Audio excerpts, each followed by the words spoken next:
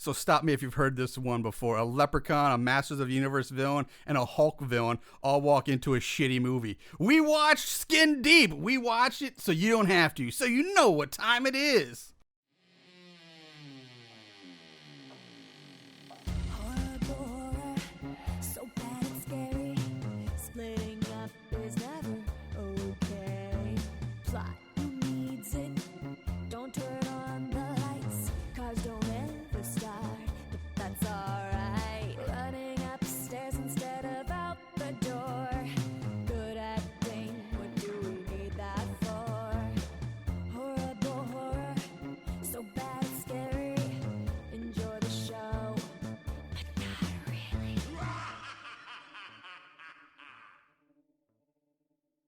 What's up, Moongoons? Welcome to Horrible Horror, the podcast where we watch the worst of horror movies. Movies so bad they're scary. I'm your host, Lord Marshall Hampton. With me today, once again, at this point, it's almost becoming the norm, I guess. It's permanent at this point. I don't fucking know. But Nachos McWarrow, he's back. So let's hit the theme song one more time.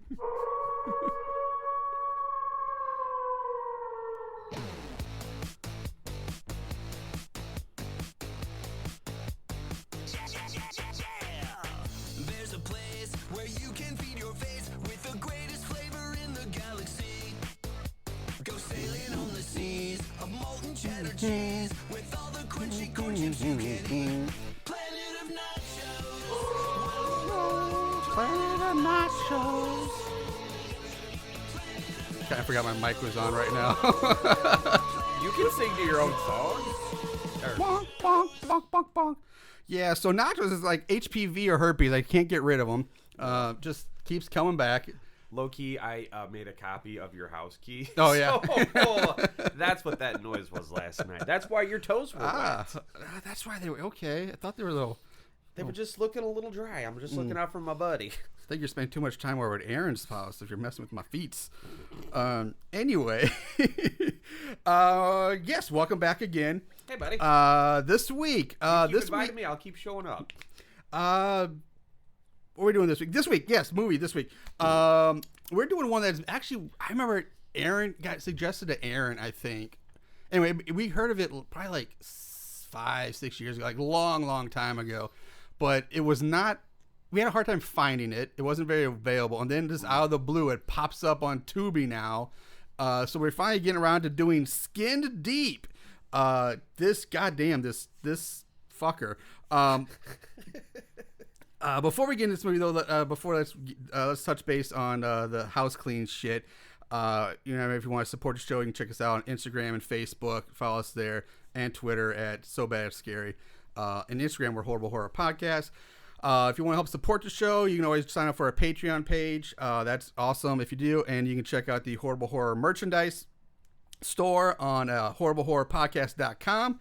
I think that's everything. Oh, and if you have any comments, suggestions, or you just want to tell us how much we suck, Yeah. or if you just want to vent about your bitchy girlfriend or something like that, you can always drop us a message at the hotline, which is 740-4-SUCK-IT. What's that number again? 740-4-SUCK-IT. Now, Marshall, I noticed you have a very cool T-shirt on right now. Oh, you noticed What this is little that? ditty? I am wearing the official Horrible Horror Soft Wet. You know why am I doing it? You can just listen to the official Soft, wet eye hole. Oh, there it is. The Soft Wet Eye Hole shirt, which you can get at the horriblehorrorpodcast.com merch page. Get one for your get one for yourself. I'm going to get one for my loved ones with their soft, wet eye holes. Oh, you mean they're... Soft, wet eye hole. You need those? Yeah. Can I get it on like a koozie or a mug or something? Actually, right now, no. You just Okay, get this on a shirt. This one's just a shirt. We'll cut that out. All right, with that said, let's move on to Skin Deep. This was released on February 14th of 2004. Written and directed by Gabriel Bartalos. You got it. This guy's only got 2 credits for writing and directing. This one being his first, and his other movie called Saint Bernard. Whoa, I didn't know that. Has 41 credits for special effects, including such fine famous movies as Texas Chainsaw Massacre 2, Yep. Friday the 13th Part 6, Yep. From Beyond, Gremlins 2, Dark Man, Dead Space. Here's a fun fact. He worked on Back to the Future The Ride in Universal Studios, where he was responsible for the giant T-Rex monster, or not monster, dinosaur. This dude's a bad motherfucker.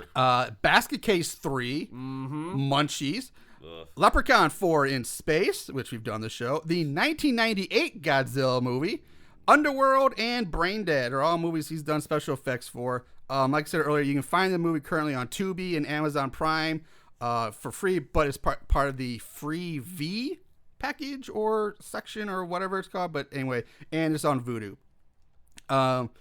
There are really nobody in the cast worth mentioning except for one person. But before I get to him, I will say there are two people credited for playing the same part, which is kind of odd. One of the actors, this is his one and done acting credit. That's it. That's all I did. But he has 148 credits for an art department. So in the art department of other movies. God damn. The other actor who played the same character is someone named Kurt Carley, who has 34 actor credits, mostly background work such as werewolf performer and hero Black Wolf #1 in Underworld and Underworld Evolution. But this is kind of interesting because I don't know how or what. Maybe he was just a foot or something. I don't know. But he was credited as Godzilla in the 1998 Godzilla movie. He played Godzilla's genitals. He's just a floppy ball sack flopping around. Floppy, scaly balls. Yeah. And like the only person that anybody will recognize from this movie is the one and only Warwick Davis himself is in this movie. Leprechaun, Willow. He plays Wicked. Plates. And that's really it. There's really nobody else worth talking about in far as the cast. So you know what? The mom looks familiar. I think, and I could be smoking crack, but I think is she from? She's from Country Town Buffet. That's where she's from. Oh. I was gonna say I thought she was the grandma in Basket Case 3. I could be tripping though. As far as I know, I don't know. But let's kick this off right. Let's get that. There we go. All right, so let's open up this and just be ready for a wild fucking ride. This movie is insane. Like I'm not sure. I'm still up in the air if it's a good insane or a bad insane. I'm hoping I'll figure that out by the time we get through this. But man, just hold on for a fucking weird ride. Well, it's a middle, a beginning, and an end. So yeah, it's got that structure, got right? that. Yeah. I want to do this. Can't let you have all the fun. Oh yeah, give it to me. There it is. All right, so we open with this older man walk around like a junkyard or something in the rain, while we see a close-up of someone getting an S and a D branded on them on like an arm or leg. Like this is straight up like branding. Like there's a piece of metal, hot, and like this is like Method Man. Stick that hanging in your ass all slow like. Feed you. So you're seeing real body was it mutilation or deformation, whatever, something like that. Altercation, not to sound like an uppity snooter. Whatever. So the old man gets into a car, drives down some road, after driving for a bit, a tow truck comes up from behind him and just rears end him. He speeds up, bam, rears end him. The tow truck goes to pass him, and as it passes him, we see a man in a long black trench coat. He stands up in the back of the tow truck. The mystery man throws a grappling hook attached to the tow chain, as I assume it is, through the man's driver's side window. The hook digs into the man's thigh. The man swerves off the road. The car flips. Gas instantly begins to pour out of the car, which you think, oh no, it's going to explode. No, they don't. It doesn't. Then we start getting shots of some bodybuilder flexing with candles and white Christmas lights around him. What? That's a shot that happens. Like, what the fuck? What? Why? But sure. I mean, the symbolism of the scene is about the Western civilization, North Korea, and their economic diversity. Obviously, Marshall. Yes, obviously. How did I miss that? It's so obvious. We go back to the road. The old man's hanging out of the car now on the ground. The mystery man walks up to him, pulls out some kind of weird bladed weapon, slices down at the old man, killing him. And then he just goes apeshit on the car. He just starts smashing out windows and windshields and starts banging on the roof of the car with like a pipe for some reason. Like no reason. He just starts beating on the car, like he's fucking Honda in the bonus screen of Street Fighter 2 to smash up a car for no reason. I never understood that. I always wanted to see the cutscene after they beat up the car. The guy like walks out to get some. What the hell? My car! I parked. I was there for 5 minutes. I just paid it off.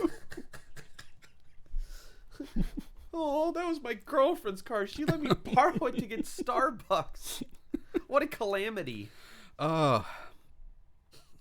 So yeah, that happens. You know what? That would make perfect sense in this movie. Yeah, it would. Blanca and fucking Dalzim are just working this shit.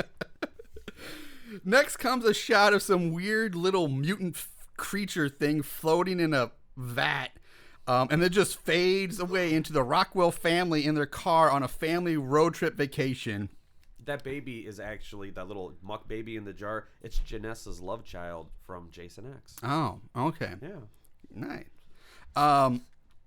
So we meet the family. We got Phil, the father, Gloria, the mother, Tina, the older teenage daughter, and Matthew, the younger brother, who's probably like 12 or 13 or something. I don't know. The twerpy little brother. Yeah. They come across a crash site, a car accident site where old man sheriff is standing guard for just standing there for some reason while a coroner works nearby. The family pulls up, stops, talks to the sheriff. The sheriff is like, "Yep." To be fair, Dad is asking a lot of jackassy questions that he doesn't need to be asking. Right.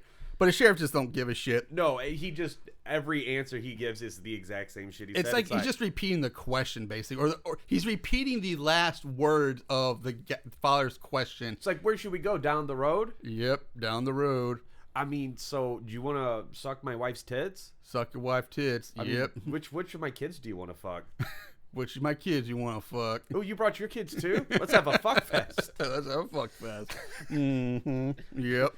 That's basically the scene. I reckon I like fuck festing.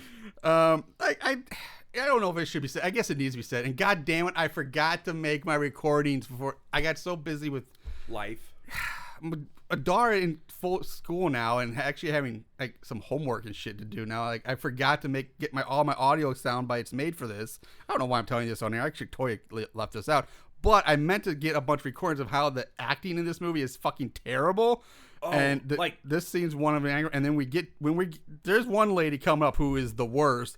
And oh my god, I want to get sound bites of her, but I completely forgot to. Anyway, you say the worst. I hear the best. So anyway, the family drives on. They end up blowing a tire, and the dad decides to hike into town to get help. And as he walks off, we see a spike trap get pulled out of view off the road. God, it's like I've seen this in a movie before. Name which one? Name a dozen other ones. Texas Chainsaw, The Hills Have Wrong Turn, Friday the 13th, Texas Chainsaw Massacre, some more House of a Thousand Corpses, and we're back. Yeah, keep going. But it works. Yep. So Phil enters a small local diner where we meet Granny, and this is the fucking woman I'm telling you about. Holy fuck, she is the worst.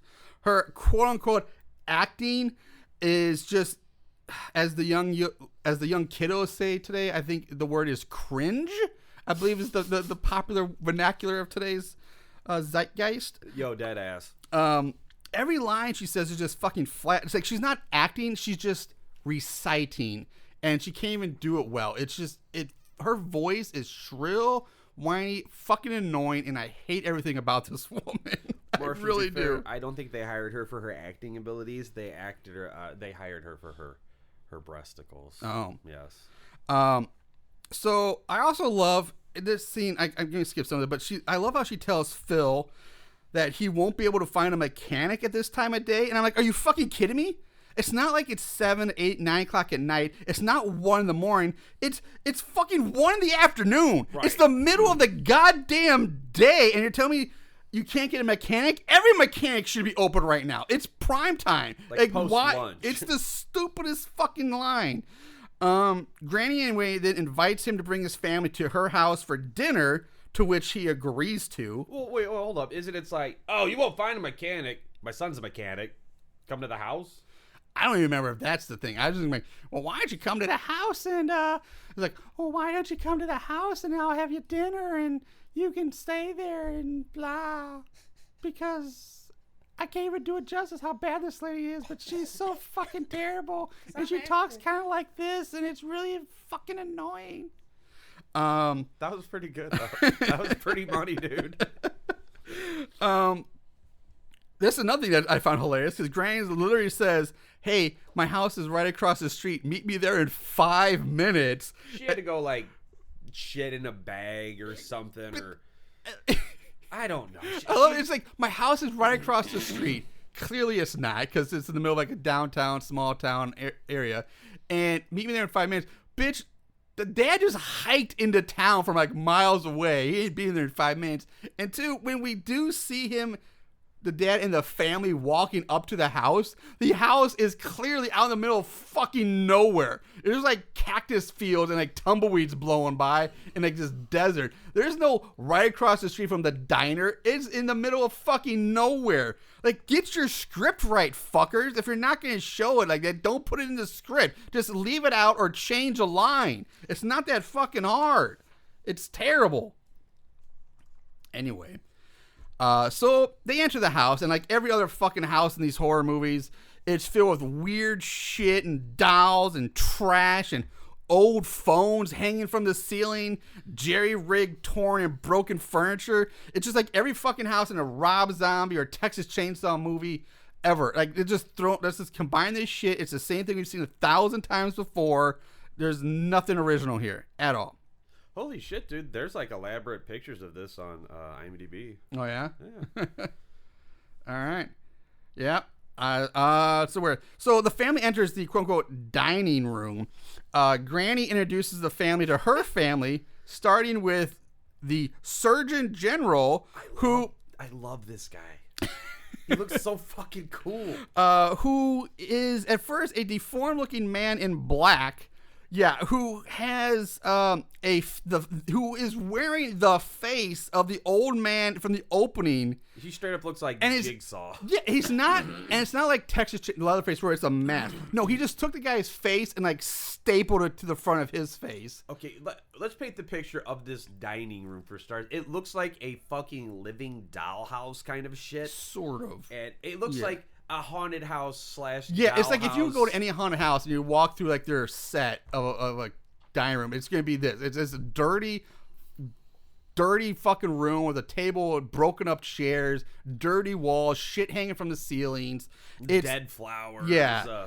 Like, and then just industrial pipe apparatus. And there's fucking. Oh, so this guy is sitting in like this little like contraption, like mini cage area, but there's no like open, there's no door to it. It's just like this little enclosure, and he's wearing all black. He's got a big weird looking head, and Marshall, I'm right here. Sorry.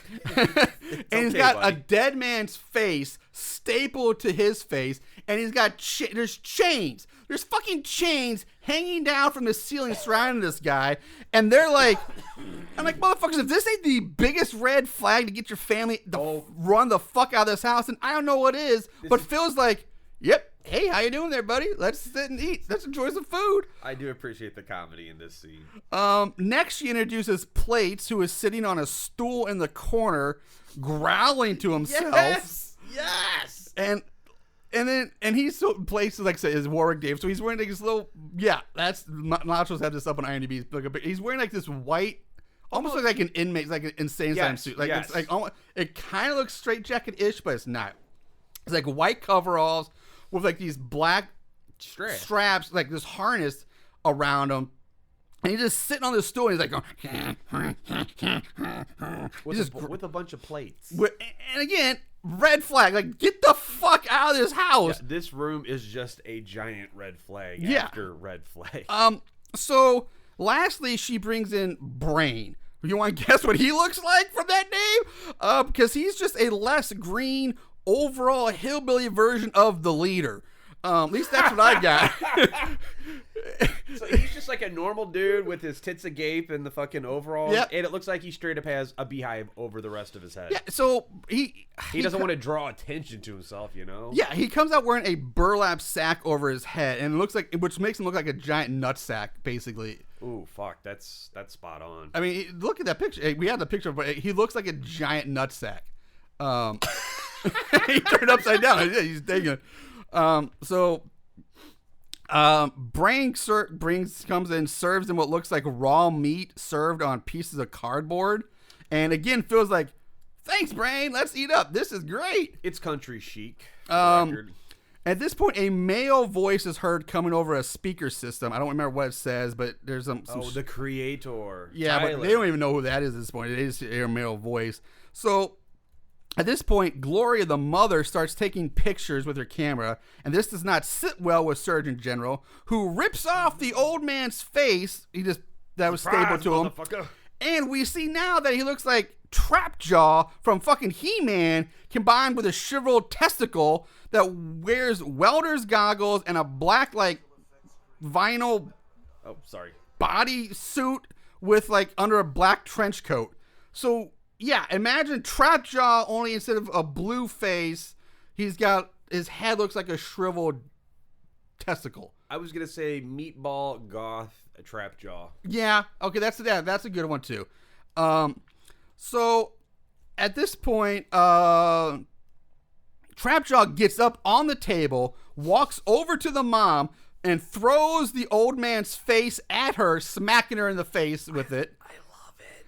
Plates gets all excited watching this. He's all like, yeah, he's going crazy. Like a little fucking chihuahua in a corner or something.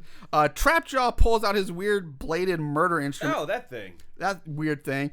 I don't even know how to describe it. It's not. It looks like the Woo symbol with the almost, handle. or like a weird batarang with a handle on it. Oh, we could a wooerang? A wooerang? Wooerang? A woo-wang? I don't know. Hey, we might be onto something. Yeah. So he pulls it out and slices and dices the mother's neck open. Her neck's off. Blood starts spraying, spurts over Phil and Tina.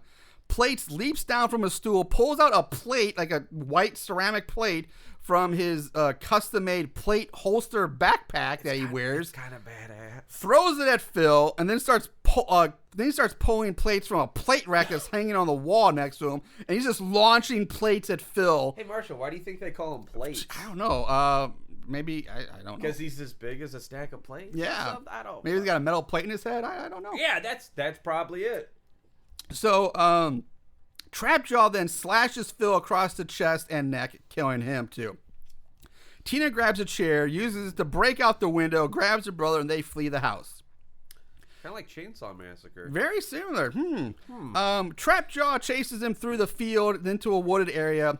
During this chase scene, we get a POV of Trapjaw, and this is out of fucking left field. I wasn't expecting this, because now his POV, his vision, it's like he's a robot or something, because his POV is like part Terminator, part Predator, smushed together.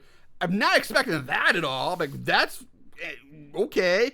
So, and what's funny also about the fact that, other than the fact that this POV actually exists, is that, again, they fuck up the cinematography, the shots here, because when we see Tina and Matthew running, and their running shots, they're clearly alone. Like, there's nobody around them. They're just hauling ass.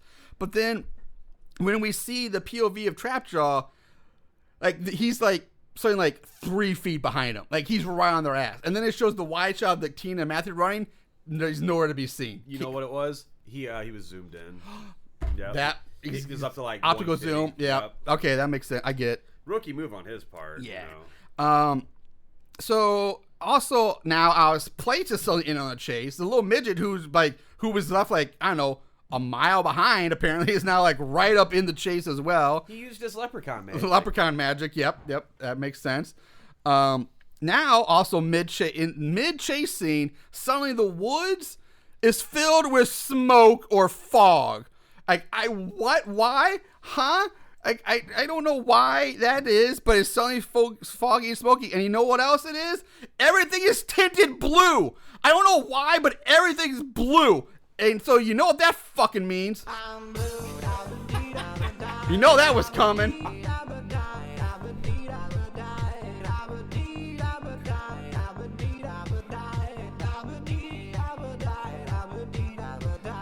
All right. So, but yeah, seriously, like, it's this blue wash. It's so odd. It's like the one only time in this movie that happens. I don't know why. So now Brain. It's day tonight. Yeah, it's probably, but they never use it again. So now Brain is shown leading Grandma out to catch up, get in on the chase too. He's helping Granny along the way. You know, the vital assets of Brain and Grandma. And they catch up with the others very easily. Brain begs Granny to tell the others not to hurt Tina, that he wants to keep her for himself. Dude, Brain sucks. Brain does suck. Trapjaw swipes down at Matthew with his wacky woo-a-rang. Woo-rang. Matthew scoffs at him, saying, "Ha! You missed," like a little shitty brat kid would. Yes! But then, after a brief pause, Matthew starts to bleed from the head. Then he suddenly splits apart like a bloody fucking banana. Like some anime shit. Yeah. This is fucking dope. And like the two halves of his body just peel apart and fall to the ground. They killed the kid. Yay! Trapjaw turns his attention to Tina, but before he can kill her, Granny orders him to stop. Brain takes off his burlap sack and places it over Tina's head, and then Trapjaw just punches her, knocking her out. That's how you treat a lady. Oh, you know what yesterday was? What? It's Aaron's birthday. It was Aaron's birthday. Happy birthday. Yeah, I Aaron. guess you should shout out to Aaron on his hiatus still for like 6 fucking months. Happy birthday, buddy. Happy birthday. Hope you got those feet all, maybe you got something nice, a little pedicure, get a little feet massage. Actually, we're going to get our toes painted. Yeah, we're going to get a little feet present for you, buddy. Little toe up. Little toe up. We get our feet all nice and smooth for you. So fresh, it's so clean. Southern hospitality. Where were we? Knocks out the bitch. Tina wakes up in an empty room where the walls, the ceiling, the floor, all the walls, like I said, are covered in newspaper. It's like a paper mache's wet dream. Even the boards covering the window are covered in newspaper. Hey, it's good to have a hobby. I'm just saying. I guess it is. She rips the boards off the window to find that it's been bricked up. So she rips the brick out. And the bricks are wrapped in newspapers, too. And that's the one thing that's not actually. That actually would be kind of funny if they were. So she starts ripping the bricks out of the wall surprisingly easily. And to find that behind the bricks are bars. And behind the bars is like a big wooden sheet. Like just a piece of plywood or something. I'd say it's overkill, but it's not. Yeah. Nachos is fucking weird. He's shaving with a knife right now. It's my face was itchy. I found my switchblade. So in comes Brain with carrying a tray, and he says, "I thought you might be hungry, so I brought you some soup and money. I brought you some soup and money." Hey, I like cheddar with my soup. Yeah. So on this tray is a bowl of soup and about a few $1,000 worth of stacked up cash. Yeah, just a little What? lettuce. Like, I don't. This movie. Okay, so I get sometimes you're trying to be absurd. So you're not a fan of soup, I'm taking? Yeah, I fucking hate soup. Fucking soup. Now, if it's hot soup, you gotta eat that hot soup. I need some hot soup. Hot soup. Maybe. So I just don't get okay, you're trying to be absurd and weird and let's just be stupid for stupid's sake type thing. But why the fuck would anybody think, hey, you eat money? Here's 10,000 G's right here. There you go. Eat it. Eat up. No, I don't care how backwoods these people are. Nobody's going to fucking think people eat money. You know what money is. Your grandma runs a diner where she accepts money for legit food and coffee. Why would anybody, I don't care, offer somebody money to eat? This is so fucking dumb. You're trying to be stupid for stupid's sake, and I hate it. Maybe you're the only person that thinks they eat money. Because maybe it's like, oopie doopie, killed your family. Here's some cheddar to make it better. Hey, she's trying. It's hush money. Yeah. I think it's like Vince McMahon hush money. Ooh, That's topical. Topical. No, so maybe it's like, cause I want to keep her and shit. And he's such an incel, he doesn't know how to talk to a lady despite the fact his head is a giant nutsack. So he's just like, hey, I'm rich. Yeah, like, oh, look at my flex. Also, you can see my nipples and my overalls. Well, overalls. And look at this stack of cash. Now I'm sexy now. I bet I'm sexier to you now. Now you know I'm rich. I mean, money does make people more attractive. Yeah, it is a proven fact. So maybe it's that angle. maybe, you know what? I didn't think about that. Maybe that is the angle he's going for. Or Yeah. maybe they just like eating money. As a guy that eats spare change, I see the appeal. So yeah. Where was it? Anyway, so at this point, we see Brain without the burlap sack. He comes in sackless, and goddamn, does he look fucking ridiculous in this makeup. Because first of all, it's just hilarious to look at, and two, you can even this picture now, you can clearly see like the giant ridges of where the prosthetic ends and his skin begins, especially on his forehead, where it's like there's like a fucking overhang. Big time. Big time. It's so bad looking. All right, so my shit is, if he has this overgrown, ginormous brain, wouldn't he have like hyper intellect or something? Yeah, you would think if his brain was that big, he would be like a super genius. Like, you know, like you see like The leader, yeah. like fucking leader, fucking MODOK. The lobe, the freakazoid. Yeah, I mean, the BBGs, he wouldn't be stuck living in his fucking house, and he would know people don't eat money. Also, so if his brain's just hanging out there like that and he's bashing it on shit, do you think he's getting like brain damage? Maybe that's the next one. Maybe he was smart, And but he, he like, took so much. Yeah, because his brain's so goddamn big, he bumps on everything, or a fly lands on it. And he's saying forgot how to do math. So yeah, maybe he did get brain dead or brain damage, and he now does think people eat money. Maybe, you know, that's something I did not think about either. Maybe he had hyper intellect, and then he started like eating money, and all the germs had like a negative effect He's on him. filthy. Again, if I had an exposed brain, you would think you'd have to be in hiding, live in a bubble, be perfectly clean. Oh yeah, he's covered in filth. I'd straight up be in a Bacta tank. Yeah, so like he would. Yeah, so I'm thinking. You know what? I think we're starting to peel back some onion layers here and starting to get down to the bottom of this. Or it's bad writing. That could be it too. I think we solved the mystery of this money-eating, giant brain deranged, not so smart madman. That's the name of my biography. So he offers her this soup, which has a severed finger in it, by the way, too. She slaps it away. This conversation goes on for a while, but he tells her that everything's going to be okay because Granny said that he gets to keep her. And then he asks, he's like, hey, everything's going to be okay. I get to keep you. Do you want to go on a ride? You want to go for a ride? And she's like, no. You just killed my family. I don't want to go on a ride with you. And Yeah, she goes into this crappy monologue about losing her family, like I just said. Brain says like, hey, you know what? I'm going to let you calm down. I'll come back in an hour or so. And then he leaves. That's enough time to, you know. More on the horrendous murder of your entire family that you witnessed firsthand. All of them. As you still have your brothers and fathers and mothers' blood all over your face and shirt and in your hair. When your shirt is like a You witnessed your like 12-year-old brother get split in half like a banana split right in front of you. But that an was hour? awesome. But Oh, that was an hour is good. That's all you need. Because you got that fat stack of cash. Cha-ching! money, money, money, money. Dollar.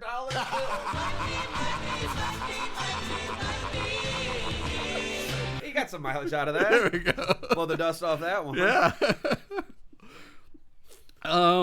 So after he leaves, Tina starts ripping up the newspaper off the floor and finds a hatch. So she climbs down into a tunnel that's lit by Christmas lights. A hatch or Because a trap door? Oh, it could be a trap door. I think I guess it's a it would trap be a trap door because Yeah, it's yeah. a trap door. So she crawls through the tunnel that's lit by Christmas lights, and she hears a woman screaming for help. This leads her to like a grate in the floor, which instantly breaks as soon as she touches it. Yeah. And she falls like 20 feet down into like a fucking coal mine shaft or some shit, and ends up in Freddy's boiler room from hell. Hi, bitch. Yeah, which is filled with skulls and chains and other shit. Because, you know, it's like every other, you know, seen it 1,000 times before. I think this whole set was designed by like somebody like a haunted, like the darkness people. Like you go to any haunted house, this is what you see. You have the creepy boiler with like, hey, there's a pile of some skulls and chains and dirt in here. Well, what about the house? Well, let's make the house dirty and dolls and gotta put dolls in there. How about we hang some old landlines from the ceiling because that's creepy and stupid. That'll be scary. This is like every haunted house you've ever gone into. Commercial haunted house. This is it. Just imagine being like that. What are they called? The people. Sorry, let me get a little closer. I'm like, no, I don't want the microphone by my face. I don't want them to hear me. What the personal decorator? You're like, well, interior so designer. Attaboy. Yeah. So it's like, well, this boiler room could use a little scary. Maybe this corner we go for the pile of skulls, the bloody rags. Do we have a torture chest device? Torture, anything will work. That it would really bring out the charm of the window area with some chains. Yep. Maybe some blood, old wires, pipes. What do you got? Let's see. What do you have in your budget? What do? You refurbish antique nickels? Cool. Yeah, we can afford this. Yeah. What was that? Queer Eye for the homicidal guy? Hey, we might be on to something. Might be something. So anyway, so as she's going through Frey's boiler room, she finds a working TV that is playing her family's home videos on it all of a sudden. Yeah, that was a thing too. Like, at the beginning, the dad had a camera, was blah, blah, yeah, blah. in the car and making mom film as they drove. And then they were going to make some other videos. Yeah, you know what that was really for. You know what that was for. Take my breath away. We cut to the geriatric motorcycle gang called the Ancient Ones. They're called Satan's devils. No, that's for real. Their name is the Ancient Ones. Yeah, the Ancient Ones. It is funny as shit. And they're riding down the highway on their hogs. They pull up to the diner where Granny serves them all coffee. They go right back to Tina in Frey's boiler room. She finds her dad's dead body. Then a ladder. Like, hey, there's my dad's corpse, and there's a ladder. So she climbs up the ladder. Meanwhile, the Ancient Ones have finished their coffee. They mount up, drive off, except for Grain, who decides to stay behind because he's got to get a piece of that sweet, sweet granny ass. Now, is that not his wife in the sidecar? Thank you. I don't know. Yeah, there's this one woman with him in this group. This one bike. I think she's like the biker bitch that they all pass around from. They just all run train on her. It's like, do you want a threesome tonight? And then she looks down at her pants and said, it just depends. Oh, okay.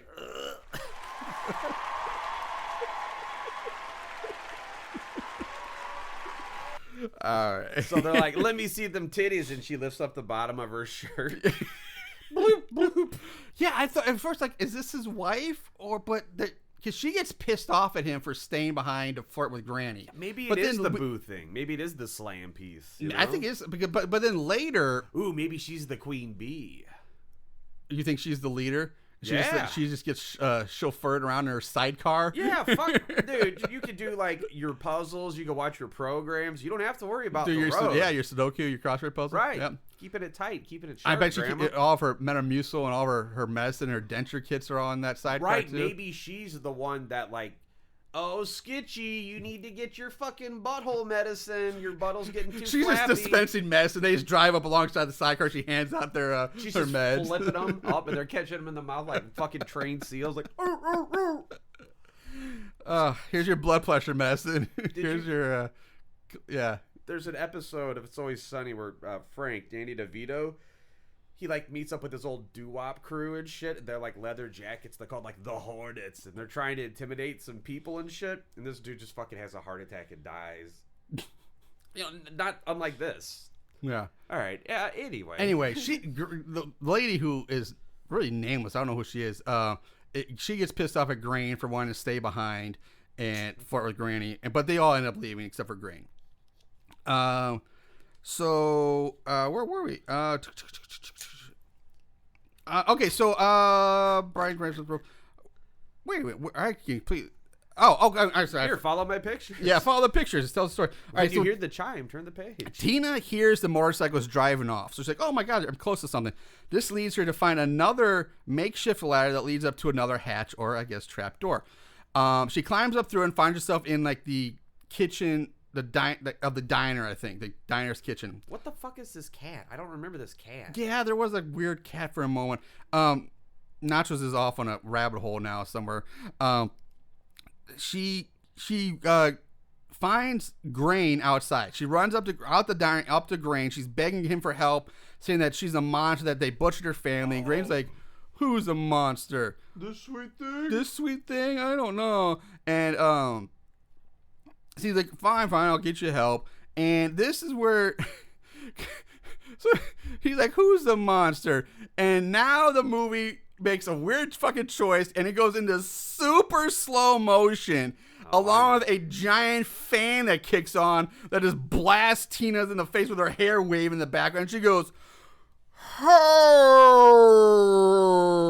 in slow motion, and the camera like, does a zoom in on Granny standing over there by the wall, just trying to look all innocent, and she's like, "Me," type thing, and it's so goddamn dumb.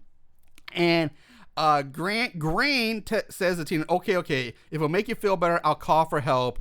But then he turns and winks at Granny, like what? Like, okay, so now we're like, okay, are the Marshall gang in on this? Are they cahoots? What's going on? Nope, that's not the case. We find out, but like, why is he winking at them? He's like, Grain, don't worry, hey, Con, this woman's covered in blood and dirt and screaming at her face be killed, but don't worry, little lady.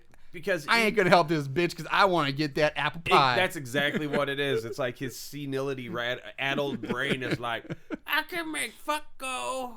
Maybe he'll touch the old party worm. If anything, I would think the old man should turn his attention to the young piece of ass that he'd be like, hey, I can help this hot chick out, this much younger, attractive girl out, and instead of this old bitch. Anyway. Yeah, but who's more experienced? Oh, yeah. Plates. Plates. I got this move where I come up and I throw plates at you and your genitals. After he winks at Granny then backs up to a counter and pushes like this hidden button underneath the counter that sets off a alarm back at her house or compound or where the fuck you want to call it. This causes Trapjaw, Plates, and Brain to all rush off.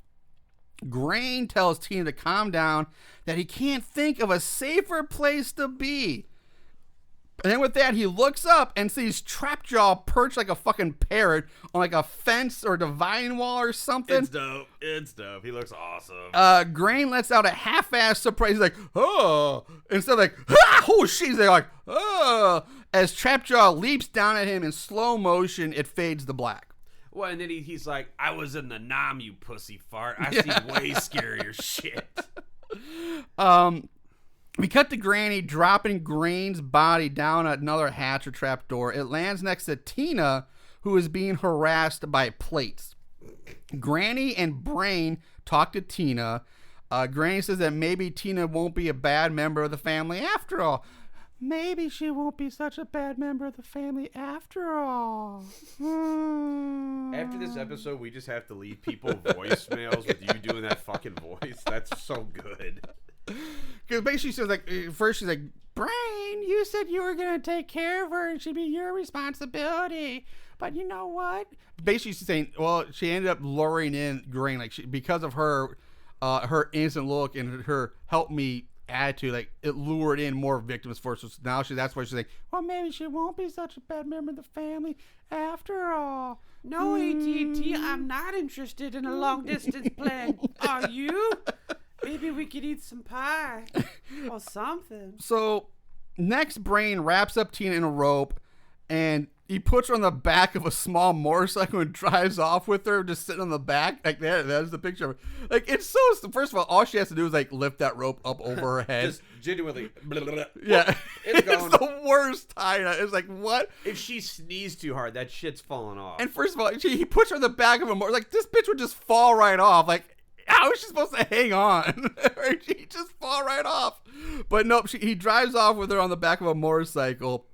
And we cut to them having a picnic next to like a lake. And it weirdly, like, if you look like in the background, there's like other people there. Right. Like, this isn't a close up. There's like other people just going about their business there while this shit's going on. You know what? The neighbors don't ask questions. Yeah, they've learned not to ask questions. It's like, oh, is that large-headed boy out on another date? Good for him. He may not be a looker, but I hope he's the thinker. And for some reason, again, if you see this in this picture, I don't know why. Again, just stupid is for stupid does. Like Cultural inappropriation. Is this like the Forrest Gump school of film writing? I don't know. But he's wearing like a fucking cheap ass Indian headdress now. And a cape? He doesn't have a cape. Oh, that's the mirror. Yeah, that's the mirror. But yeah, he's got like feathers and beads. Like, what the fuck? Why is he wearing this? It's like something like a 5-year-old would wear back in like the 40s or 50s when you're playing Cowboys and Indians or some shit. This looks like some kindergarten art project fucking hot glued to his head. Yeah. And he's trying to bum out Native Americans and shit. So, and it's working. Yes. I'm not even like any indigenous American or whatever, but I'm like, man, I'm embarrassed for you, son. Don't do that shit. So Tina starts asking, like, hey, let me go. Like, and he's like, no, I can't. Like, what was like? Then she's like, well, if I'm part of this family now, if we're gonna be together, she starts trying to honey dick him, and he's like, if we're gonna be together, we need to get out of that house. And Brian's like, no, I can't do that. The creator will never approve. So that's the first time you hear the name, the creator. Tyler, the creator. And at one point he pulls a harmonica, plays a little ditty, and then he decides that for no reason whatsoever, he's like, hey, let me show you how to start up this motorcycle. Let me show you how to escape. Oh, Chekhov's motorcycle manual? Yeah. Fuck. I was like, here, push this button to start, and here's the brake, and here's the accelerator, blah, blah, blah. And so Tina starts asking about the creator. Brain tells her that the creator is their father, that the creator created Trapjaw plates and himself.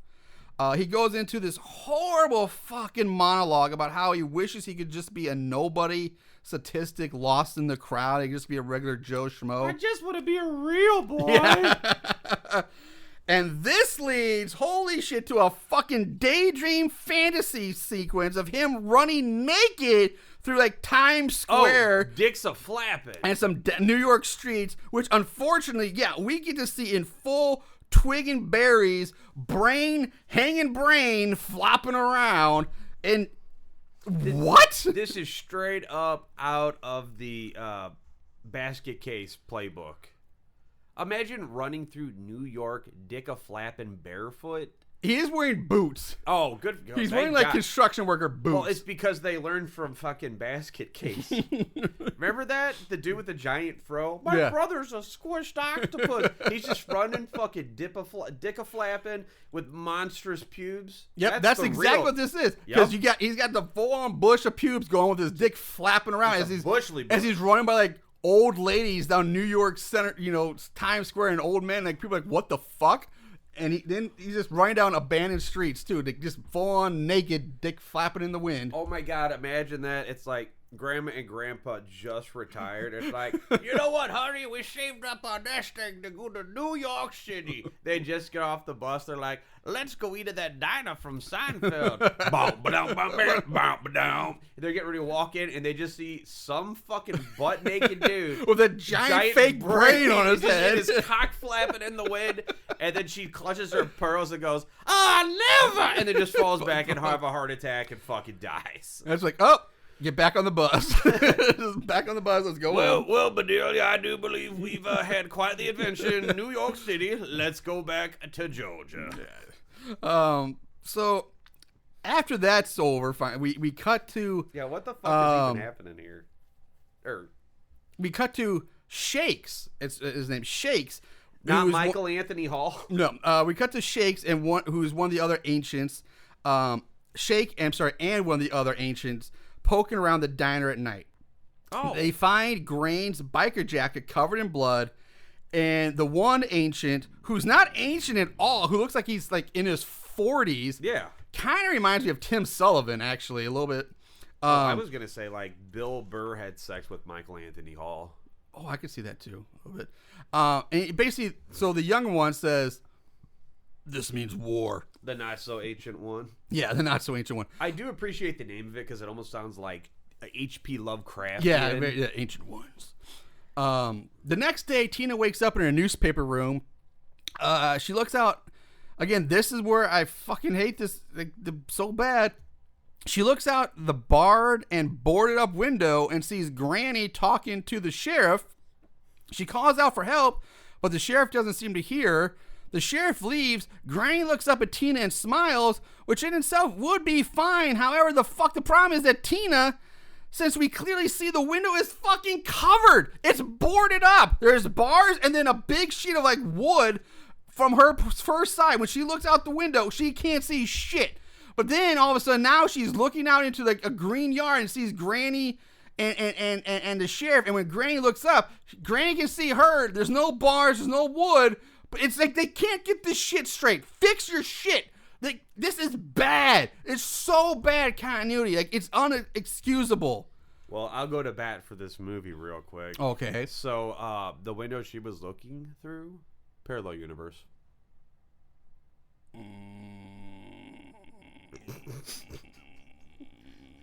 It's a portal to like the nether realm or something. Bullshit, I don't know. Yeah. Bad continuity, fuck it. Yeah. We cut to Trapjaw sharpening his blade thing, his wooerang, and Plates maintaining his plates, like polishing them. Well, yeah, you want them to look good. Yeah. And Brain welding some giant fucking metal helmet. And that's the scene. Granny enters Tina's room, asking her if she's ready for the most important day in a young woman's life. In rushes Trapjaw. What the fuck scene is this from? Ghost Dad giving a burger to nobody? That, I believe, we'll come to that later. Yeah, he's offering a hamburger to nobody. I will send that to is Aaron later, so he can put this on the Instagram. This is too fucking money, dude. Yeah, I believe that comes later. So Granny's like, are you ready for your most important day in a young woman's life? In rushes Trapjaw, who restrains her, followed by Plates carrying a wedding dress, and the two of them force her into this dress. Brain enters wearing a better than out of. That's true, I guess. Brain enters wearing a tux jacket over his overalls, and he puts lipstick on her. Then it cuts to all of them in a tow truck pulling out of the garage. Pulling out. Yeah, wow, you said pulling out. We jump to some random group of dirtbags driving down a highway in an old truck. There's three dirtbag guys riding in the back of the truck. One of them is holding a movie projector and projecting an old black and white porn movie along the road as they drive. I love it. I didn't hate it, but it made me think, how the fuck is that movie projector getting power? What is that thing plugged into to make it work? Obviously, Marshall, solar panels. Solar panels, yeah. Everybody knows of the 1950s era solar panel projector. Fucking shit. They're so dumb. It's so stupid. It's not a small projector either. It's big, and he's trying to like hold it like underneath one arm and angle it down the road while there's trucks driving, just so he can project a porn movie on the side of the road as they drive. I know what I'm doing next weekend. Going to church. To project porn on the side of it. And in the cab are two fat guys driving. We cut to the tow truck, which now has Tina tied up and strapped to the hood of the truck, fucking Mad Max style. Straight up Mad Max. They just ripped this from like Fury Road or some shit. Oh, they time travel because this shit's way early. Way early. You know what? It works. Yeah, I mean, goddamn. But she's up there like, yeah. It's straight Mad Max. Like those fucking, what do they call them on ships? It's not the maiden. Figureheads. Thank you. Yeah, straight up. Yep. This would be an awesome Halloween costume if you really trusted your friends. Or maybe I do not trust any of you fuckers. You know what? Let's do a dummy. Or do it with a dummy. Yeah, you know what I mean? Yeah, I got you. The tow truck comes barreling down the highway straight towards the other truck. The two fat guys decide, let's play chicken with it. Oh, by the way, let's play chicken with the tow truck of doom. I mean, there's fucking a woman tied up and attached to the front of this thing's hood, barreling down to you, and you're like, let's play chicken with it? Like, holy shit, there's a woman tied up to this thing. Let's get the fuck out of the way and get some help. Nope, they're like, let's play chicken with this thing. This thing is 4 wheels of Yeah. Everything about it is So Plates and Trapjaw are right in the back of the tow truck, armed, and they just giddy, ready, just waiting to attack. They are pouncing at the bit. I gotta jump in real quick. So Chop at the bit. So everybody in the truck, they're bragging like, we've been up for 36 hours drinking whiskey, having a booze cruise. Yeah, at one point they even do a countdown, like 24 hours. Woo! And just chucking bottles and, I mean, They're dirtbags.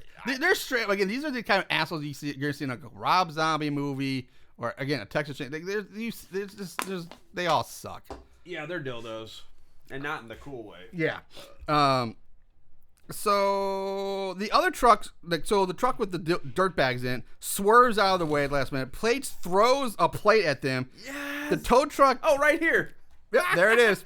Oh my God, it's so The insane. tow truck pulls a Yui and chases down the other truck with the dirt bags. Trapjaw tosses his grappling hook onto the truck, which attaches to the edge of the truck bed. This is awesome. Plates continues throwing plates at them. He's fucking cranking those bitches. Trapjaw leaps from the truck like he's a fucking pirate boarding another ship. It leaps over into the truck bed, punches Dirtbag 1 in the face, knocking him down, then slashes the fat Dirtbag across his gut, and then stabs the guy, killing him, and then stabs the guy that had the movie projector in the stomach, and then punches him in the face till he dies. That's pretty fucking hardcore, man. Slash and then just punches him repeatedly And then he as he bleeds out. And then he hands him a wad of money. Then the one, Then the one he punched in the face gets up, grabs a 2x4, and tries to go hacksaw Jim Duggan on him. Hits Trapjaw over the head with it, but Trapjaw doesn't even fucking flinch. And then TJ just backhands the guy, that guy, knocking him out cold. TJ. I like that. The two fat guys in the cab are screaming and freaking out. TJ stabs fat guy 2 in the neck through the open passenger side window. It's kind of fun. So kind of like a reach around, really. Fat guy 1 who's driving pulls over, stops the truck. He falls out of the cab, kicks the door closed. The sound of the door slamming wakes up Dirtbag 1 who got knocked out. Is that the dude in the overalls that kind of looks like Eric Andre with the back brace? Yep. Okay. Fat guy 1 gets up, backs away from the truck, which it's important to know we see somehow TJ has magically disappeared from, even though he was just in the bed of it. Ghost He's magic! Gone, nowhere to be seen. Can't see him at all. Dirtbag calls out for the driver's help. The driver looks over, sees TJ standing like 20 or 30 feet away, so he takes off running down the highway. Dirtbag screams for help, acting like he can't just get fucking up or move because he's like gravely wounded all of a sudden. He's being punched. He was punched once and then backhand like a bitch, and he's acting like he's suddenly paralyzed and can't fucking move. It makes zero sense. Well, yeah, his feelings hurt. TJ decides to run after the driver. So he runs after, and they go from highway to wooded dirt road in a blink of an eye.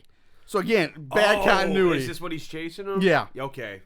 And then they go from highway, dirt road, then they're lakeside. Like there's like a pond or a lake or something. TJ tackles the driver into the water and just drowns the fat guy. He's dead. He just drowns. Doesn't he? So they do this nice underwater shot where it's like him getting drowned, or Yeah. you know, and then like you just see the blood hit the water from like under.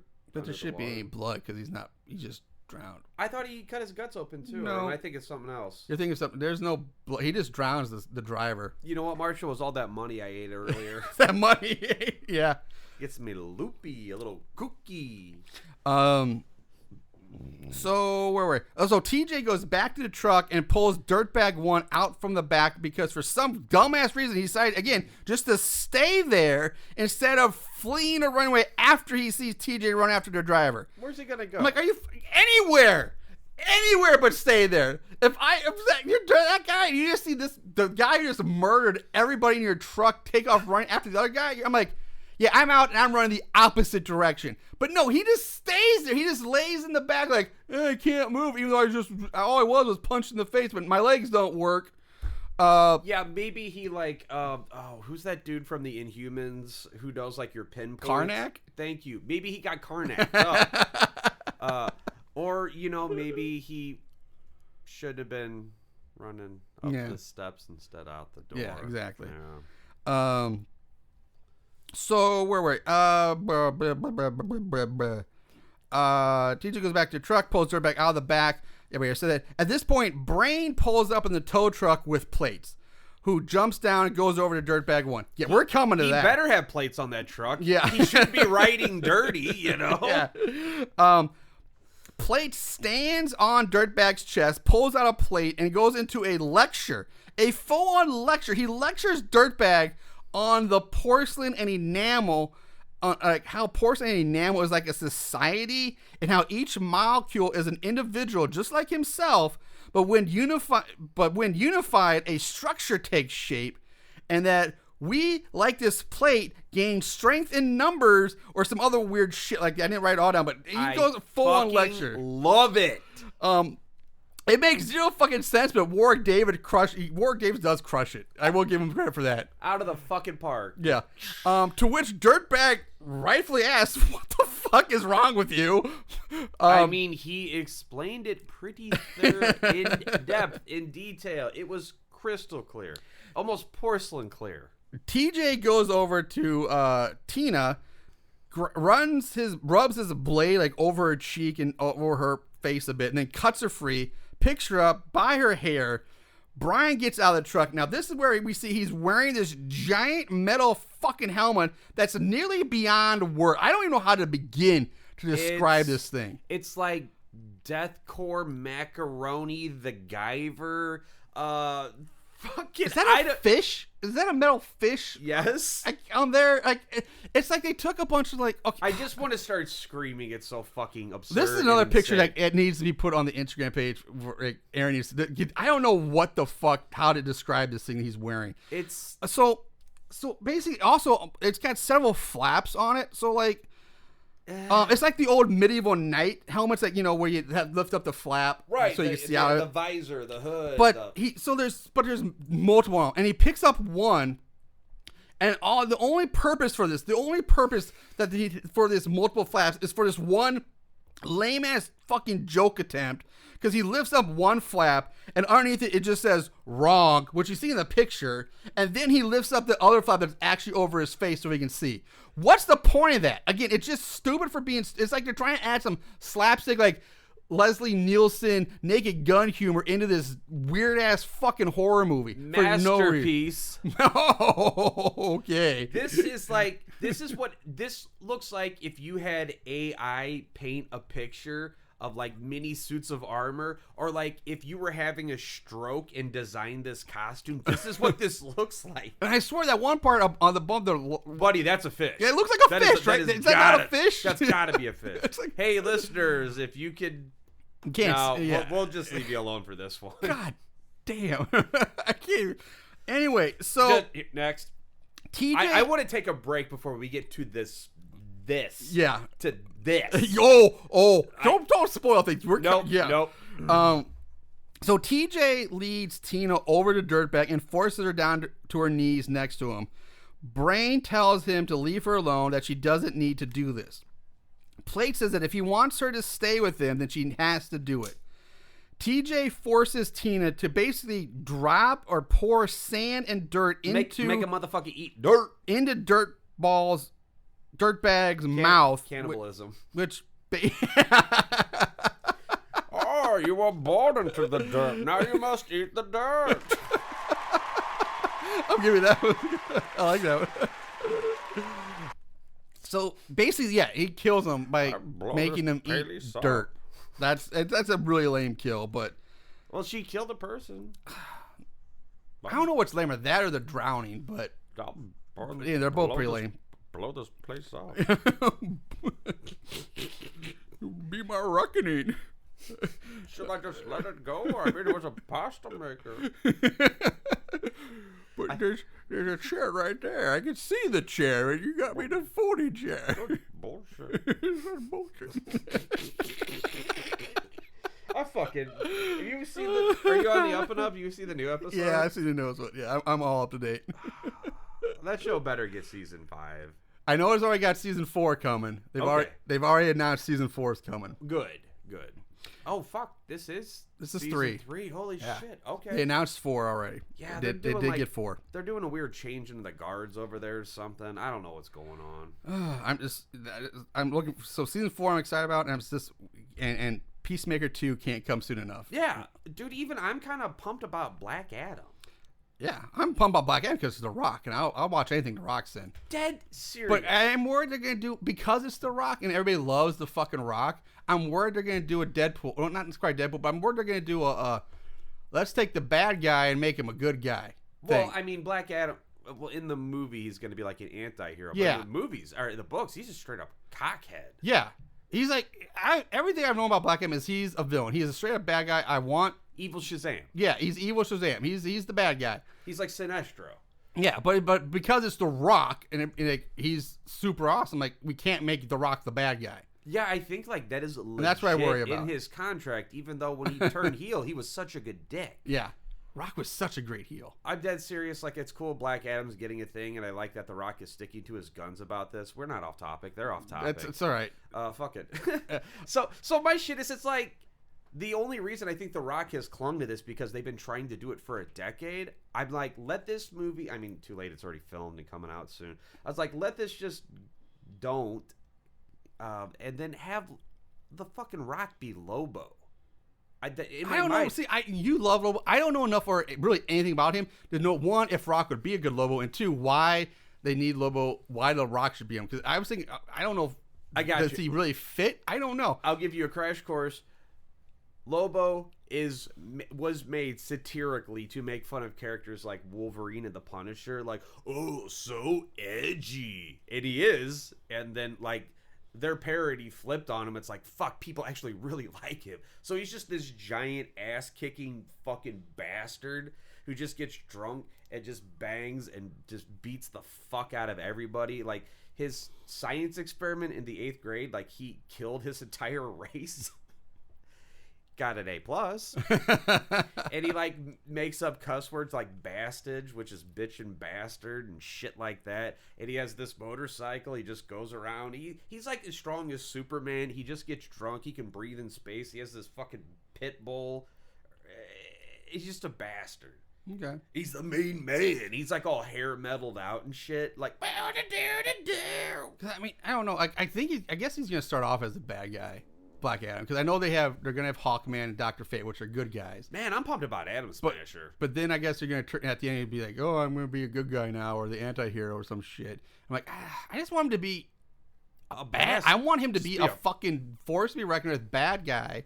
No, like not just like Thanos level, but like make him like an ongoing like. Yeah, he's no big. pussy. Yeah, he's a like big Shazam bad. that knows what the fuck he's doing. Yeah, he's a big bad. He's no pushover. He's a big boss. Honestly, man, Black Adam versus Superman, because Supes can't do magic or whatever. Black Adam might lay him the fuck out. Well, we could that would give a no, we've not quite because they're both DC, but it could be an interesting side topic for a future thing. Endeavor. For a future endeavor. So, speaking of which, as soon as Eric gets off his lazy ass and comes up with a thumbnail for Slick and Nasty Jeff, Slick and Nasty Jeff gets off his lazy ass and comes up with a thumbnail, we can maybe get that future endeavor started. Hey man, I'm down to clown. Also, did you hear? I know this is totally off topic now, but you guys are probably like, shut the fuck up and get back onto it. But I saw on our podcast, and we can do what we want. I saw on Facebook that the new shitty Joker movie was pulled from its. After one screening at a film festival. Yeah, they screened it once and they pulled it. It's like, oh no. Oh. We were talking about it on the way over here. Slick and Nasty just dropped me off. We were talking about Constantine. They're doing a new Constantine. Yeah, I figure you're excited about that. Yes and no. I mean... Because it's Constantine, but it's not your Constantine. Yeah, yes and no. I mean, I'm just... Honestly, I'm at this point where they're making content. I ordered a pepperoni pizza. I got a sausage pizza. Just shut the fuck up and eat your pizza. Did you get pizza? Yeah. Then that's fine. But maybe if there's one scene where like, oh, me hair's blown and I look like Sting. That'd be great. Well, that's who he's modeled after in the first place. I just meant the burp. Oh, yeah. Don't smell this. This is bad. What break? Anyway, hold on. Before we get to a break, you smoking bastard. I'm John Constantine. I got the black lung pop. Let me figure out where we're at. Here you go. Visual representation. Yep. We skipped. That joke doesn't gonna land now because we spent too much time. Do it. So basically, Tina kills the guy by pouring dirt into his mouth. So I had a stupid joke of saying, I guess you could say he was sandboarded to death instead of water. So, but it doesn't make sense because there was too much time. He's a dirty little boy. Anyway, after he dies, Tina looks up into the sky and just goes, Why? She says, "What are you waiting for? What are you waiting for?" I have to double dip on that on the fucking. Here comes the spooky. I don't give a fuck. It's my lot in life. I was made to suffer. All right, so Mr. Can't go more than like 20 minutes without smoking a cigarette. Needs to take a cigarette break. So we're gonna go do that real quick and let him get his dirty nicotine fix. Let me get my. Because we kind of need it for what comes up next is beyond fucking logic, and I got some nugs if you want to go outside and take a pinch hit. I don't even know how we're gonna get through this next part because fucking A. But anyway, there's a little teaser for you. We'll be right back.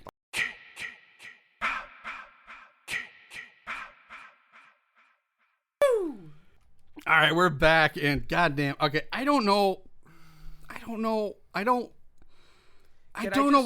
what's coming up, and I don't know how to handle this. Can I just hug you? Can we just hug? I'm gonna need a hug. I need it. Can I just hug your brain? I don't even fucking. Yeah, you can hug my brain. Come on, there you go. Whoa! Oh, not the cat brain, above the waist. Oh, that brain. By the way, somebody's still using Manscaped. I know. I need this. Oh, that's gonna. God damn! I seriously, guys, what is about to happen? I may have an aneurysm on air here trying to get through this next part of this movie. Did your shrooms kick in yet? Oh, buddy, baby boy. All right, so fuck. I don't. All right, so we cut to Tina back in the newspaper room, still in her wedding dress. Brain enters. She looks at him. At this point, she's lost her fucking mind because she's not like. The look on her face is like, I don't know how to describe it. Like that? That almost looks like bad senior picture look, but it's even weirder than, yeah. Ooh, that's like in between takes, the photographer's like, yeah, you would be cute if you lost like 5 pounds. Yeah. And she's like, the fuck you say? Yeah, or that's the, hey, what? Let's try one topless just for prosperity's sake, just for safety's sake, for a safety picture. He's like, Or could you do one where you don't look like a stupid bitch? What the fuck you say? See, her facial expressions in this scene are beyond words. Like, they're so weird and not normal looking. Like, you can't tell, is she trying to smile? Is she trying to honey dick him? Has she gone crazy? Is it all mixed up together? Option D. Yeah, all the above, because it's fucking weird. So, I mean, she's looking pretty crazy. She's wearing a wedding dress, but she's not married. I'm so embarrassed. Hey, but Brain, he's here. Yeah, Brain's here. Sorry, Brian. Yeah, we learned his new name is Brian. Assholes. They both sit on the bed. He pulls out his harmonica again and plays a little ditty for her. 'Twas music that slayed the poissoir. Yeah. After which he tries to explain to her that he does not do this for fun, but for survival. Like, I don't do the killing. I don't do any of this for fun, but for my own survival. I'm not like the others, blah, blah, blah. She shushes him, telling him that she understands now. Tina starts playing with his headdress, the Indian headdress he's still wearing. Boom, boom, boom, boom, boom. And she starts pulling the feathers out of it, like one or two at a time. Starts yanking out the feathers. And called it macaroni. So she starts trying to honey dick him again, but she's like, you gotta stop. Like, I need you to stop killing her. And he's like, I can't. And she's like, so you're telling me you won't stop killing? You can't stop killing? Can't stop, won't stop. Can't stop, won't stop. And wait, who is he actually killed though? Yeah, he actually hasn't killed anybody so He's far. like the cook from Chainsaw. I just don't appreciate. I can't enjoy killing. Yeah. Ooh. Yeah, Ooh, what is this goodness in my mouth? that's for you, baby. This is Bud Light Seltzer hard soda, citrusy flavored. So what? It's Sprite. So it's like, yeah, it's like alcoholic Sprite, and I love some Sprite Sierra Mist. This is delicious. Man, I think Sierra Mist doesn't get the love it deserves. Sierra Mist is the best of all of them. I love Sierra Mist. Every And time. then when they went to the Mist, I was like, "Fuck you! Don't get all prestige. Don't get all I know your marketing angle here, and pretentious." That's the word I'm looking for. But yeah, just Sierra Mist. That's the best. Love Sierra Mist. man, dead serious. Every Thanksgiving they bring like the cranberry Sierra Mist, and I'm like, yes, please. That happens. I have not tried that, but I've never been a big cranberry person. I'm not big on the cranberry sauces at the holiday season and stuff, which is why I passed on the cranberry flavored White Claw Surge. You know what? It's in your And- head. Yeah, zombie.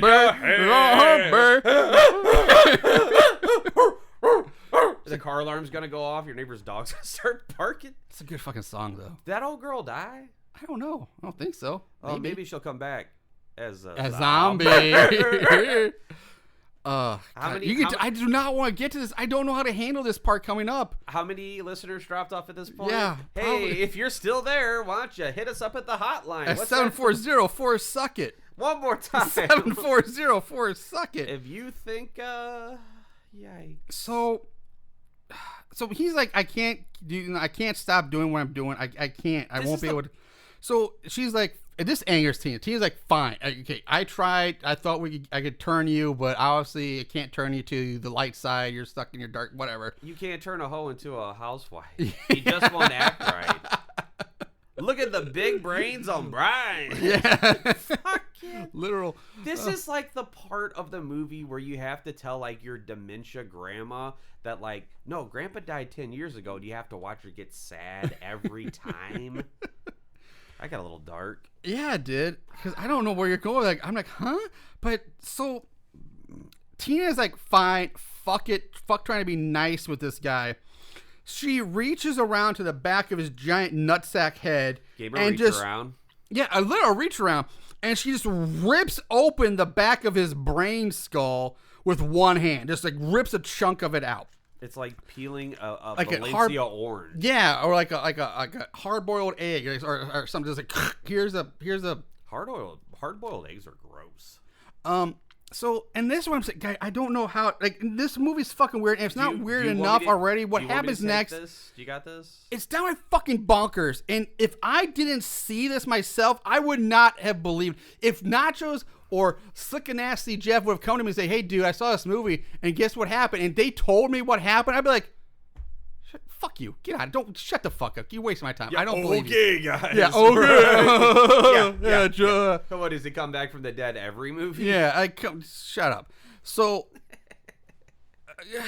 here we go. So, first off, instead of blood coming out of his head, bright green neon goo or reagent comes out of his skull. Oh, I was gonna say it's TGRI from Turtles too.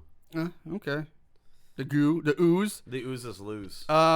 So he falls onto the floor screaming in pain as this green reagent goo is oozing out of his nutsack head. This boy be gooping. He starts coughing up green goo instead of mouth blood. His giant nutsack head begins to split open like a fucking xenomorph egg. Oh shit. But instead of a face hugger, motherfucking children's blocks come out of his head. Okay. You did not hear that wrong. No, that's real. I'll vouch. Fucking children's block, baby blocks with like little letters and stupid numbers. little toys on the side come out of his head. I'm not making this up. I don't know what I'm witnessing as I'm watching this. I'm like, what the fuck is happening? If I didn't have headphones on right now, my head would. Do you remember the MTV cartoon show The Head? Vaguely, very vaguely. So like Roy, he had the giant head, and like his head would fucking Venus flytrap out, and then like the little mutant dude, I think his name was Roy, would come out. You know who invented that?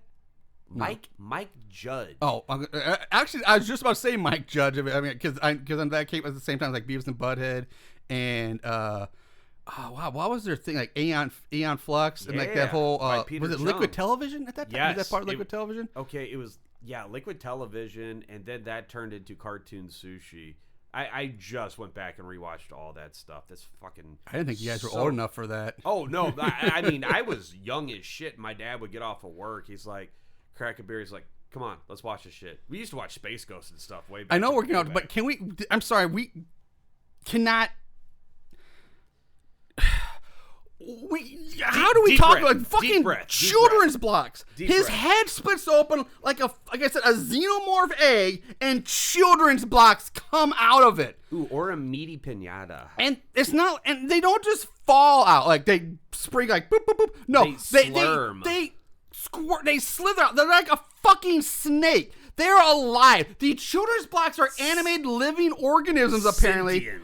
The fucking children's blocks slither out of his skull like a goddamn snake, and they start slithering their way to Tina's feet. And they stop at her foot, and they spell out the word love. Or evil. Or spelled backwards. I don't know. And I seriously said, what in the holy fucking blue hell is happening? What am I watching? I'm losing my goddamn mind at this point. Oh. Tina stomps. All right, if you look at the picture, there's like a little snail head. There is a little snail head right there. Look at that. We're on to you, movie. Mm. Somehow. So Tina stomps on the children's box and twists her foot on it, and like she's putting out a cigarette butt. And unlike people at Slick and Nasty's house who set up porches on fire, apparently, just a little bit. And then when she removes her foot, the blocks now spell hate. And that's the what? Yeah. Tina leaves the room and Brain just dies. What? Huh? What is happening? Marshall, calm down. I can see the building block trying to climb out of your mouth right now. Big swig. Big swig. We got this. We got this. I can't. I don't. Nope. I'm not. Nope. I'm not done. I can't. Nope. Not yet. Nope. It happened. I don't. This may be the single weirdest what the fuck moment I think I've ever seen in the history of horrible horror. And we've seen some weird ass shit on this show, but this one, at least right now in recent memory, takes the top spot on the what the fuck moment. This is like a Tool video, but for preschoolers? I don't know, man. It was some Cypress Hill showed up. And that wasn't a fog machine. That was Cypress Hill out in the woods. Hits from the bong. I don't, like, nothing about this ties into the movie or makes any sense. Why? And his head is like, other than the church, it was fucking hollow. It was just a hollow shell with children's blocks in it. So it's like, and the children's blocks were alive. Marshall, no. Were they like the little alien in Men in Black that operated the big robot machine, but the children's blocks like operating them like a fucking robot instead of a brain? What? I don't know. Men in Black is dope. The first one was a good movie, yes, but fuck. I was wearing an Agar suit. Sugar, water. In a few seconds, hell, there won't even be matter. I'm literally getting a headache right now from this. Just for you. You ever pull the wings off a fly? Can't the fly get even? So, was that your auntie? So Tina. Yep. Tina leaves the room and Brain dies. He's dead now. That's it. He's done. At this point, I also this is when I first started noticing that the levels and amounts of dirt and blood on Tina constantly change from scene to scene. Oh, like Ash and Evil Dead 2? Yeah. Or he's got goop sometimes. Like sometimes she's covered in blood and dirt, and next time she's like clean in the very next shot. You know, it's part of the insanity of this movie. I embrace it. All right, so we cut to the Ancient Ones riding back to the diner as Tina wanders down some dark hallways. Tina spots them from a window calls out to them for help, but they can't hear her. Which again, are these like? How can they not hear her? Like you can hear somebody yelling through a window. Like what is this proof like soundproof? Did this is gonna be really stupid? But did a fucking wizard cast a zone of silence over this house? Like why can nobody hear her? Marshall, a wizard? That's fucking dumb. That's dumb. It was a warlock. Was a warlock. What would I thinking? Come on. God damn. Did you? Oh my God! It's like in Willow. Roll the bones. Yeah. What do the bones say? Maybe that's what. Maybe Plates did some Maybe Willow, Leprechaun. He did his leprechaun magic. And now the whole house is silenced. They can't hear out. What it was is in between takes, Warwick came up and he made Tina eat some blackroot. It's like, it'll grow hair on your chest. She's a girl. Man, so apparently they're making like a Willow TV show. Yeah, dude, that seems like 30 years too late. Dude, but whatever. I'll fuck like that. Oh, I don't think they're gonna. You're gonna fuck like Willow. It's an egg cold. It'll turn you to stone. So what is like Mad Mardigan gonna come out in a wheelbarrow because he's all fucked up now? Yeah, just sad. I don't want to go in there. I won't. I'm not gonna make fun of Will. Val Kilmer's sad. That sucks. Yo, but it'll always be Doc Holliday. Always, man. Always. I'm your Huckleberry. Goddamn right you're my Huckleberry. Oh, you brought two guns. I bought one for both of you. Yeah. Fucking Doc Holliday and goddamn Iceman. Dude, dead serious. Every line in Tombstone is the best line of dialogue. It is. Especially Doc Holliday's lines. That movie is consistent as fuck. So good. If you don't like Tombstone, why don't you call us at the hotline? It's 7404-SUCK-IT. That's and you right. can tell us how you don't like it. And then I would listen to the message. And then the delete next it. episode, I would tell you to go fuck yourself because Tombstone is an awesome fucking movie. I'm not saying the best film ever made. No. But easily in the top 20. Easy. So good. Yes. Yeah. I'm not even like a Western dude. No, I don't like Westerns, but Dare Tombstone I say? can't get it. Get it. Get it. God, just think of like what pussy looked like in the Old West. Oh, God. Just hairy and dirty. Just dusty. God, it's got to smell like somebody took an open face like tuna melt and just drug it behind a wagon. So hot and sweaty and in this, like, oh. The opposite of fresh and clean. Yeah. Yeah. I mean, I'm sure dicks weren't much better either. but at least they're exterior, they can have air out a little bit more. Imagine like old crazy Willie the Prospector's fucking butthole. I found a nugget of gold. Wait a minute, that was a calcified chunk of shit stuck in my butthole beard. Yeah, what's funny? I was thinking about that the other day. Like, as one does. I've been playing a lot of Assassin's Creed. I've been playing this game, Proskester's asshole. Yes. You get on the iPhone now. No, I've been playing a lot of Assassin's Creed Origins, and it takes place in ancient Greece, which I'm fucking loving this game. It's awesome. A hairy Greek ass. I'm thinking about the Greek time, I'm just boning my way through ancient Greece. Apparently, you can just fuck everybody. Apparently, that's dope. And so I'm like, God damn, those. I'm like, the pussies. I've been thinking something like, that would be some bushy, smelly shit. And like, God. Well, they didn't they? Have, but at least they're airy. Like they wear those too. Like, air, they get some air in there. But yeah, but you're right. Like ancient, not ancient, but like Old West. Old West was hot, sweaty, dude, you're wearing dirty like leather chaps and a fucking your hard-boiled eggs are getting smashed on a fucking horse. Gross saddle. That's just balls are going in buttholes at some point. Yeah, I mean it's.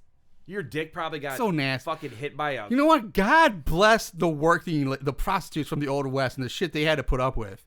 My God. I mean, my God. Nobody is a winner. They just got paid. That's it. But troopers. They were heroes. They did God's work doing that shit. Old man Rattlesnake came and put some snake chowder in my fucking gold, so I took whiskey. The fucking Prospector Willie spit some whiskey in my fucking shit. That's why whiskey was so popular. They had to disinfect their junk all the time. They had to pour whiskey over their vag and dick the whole time just to disinfect it. Dude, and then fucking Doc Brown is going back to bang Claire or whatever the Why? fuck. No. That's dude, go to the future and get some clean pussy. Right, dude. You have a time machine. Go to the future and get yourself some clean pussy. You know what he did? He set up shop, was talking mad game to bring her to the future to fucking like wax that shit. Womanscape her fucking hatchet wound or whatever. He goes to the future, brings back like the futuristic like bikini wax technology to the Old West. Like, ladies, get your shit together. Here you go. And then he took that and just fucking ripped all her hair out, and then he sold it to Marty McFly's dad for like a beard. I like to think that's the timeline. If Back to the Future, Doc Brown goes back to the past, and like people and the girls are like, and now like everybody's trimming and Great Scott! Great Scott! There's no more pubic hair in the old West. Everybody's all clean and. Oh no, dude! Because they're getting razor burn, it's getting infected, and it looks like fucking gunpowder and shit. What the fuck are we talking about? I don't know anymore.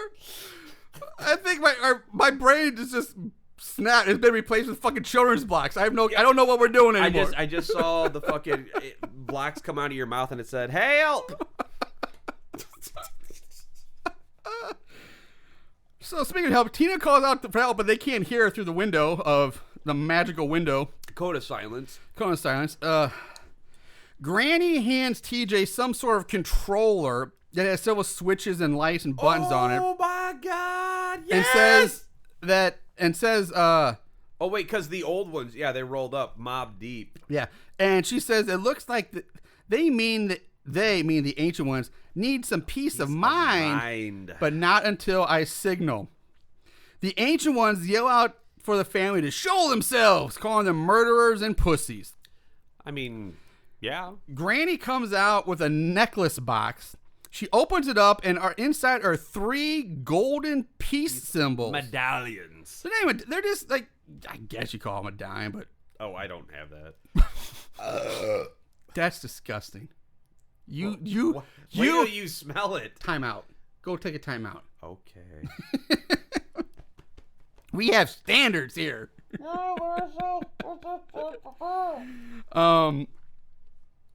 Peace of mind. Where were we? Oh.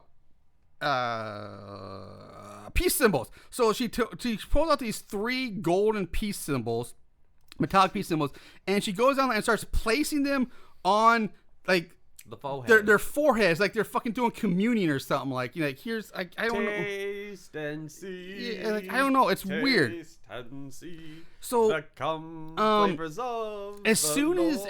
as they she puts them on their head, the people wearing them seem to go into some kind of like weird trance. Like they're just like, huh, and they just kind of freeze up and don't do anything. The only one not affected by it is the younger ancient biker. Like they said, the Tim Sullivan, Bill Burr, what's his name guy? Slightly younger. Slightly ancient. Well, come on, these guys are at least in their 60s. Oh my god. Older 60s to 70s. They're all at least in their 70s. Look at this not Gunnar Hansen ass motherfucker right here. And then the one guy. He's Gummer Hampson. Gummer Hampson. Yeah. Gummer Handsome. Yeah. So they're all in like their 70s, except the one guy who's like in his 40s. So, anyway, so the Tim Sullivan guy, the 4-year-old, he takes the peace symbol off his head. He's like, fuck this. I don't want peace. I want war. Yeah, he takes off his head.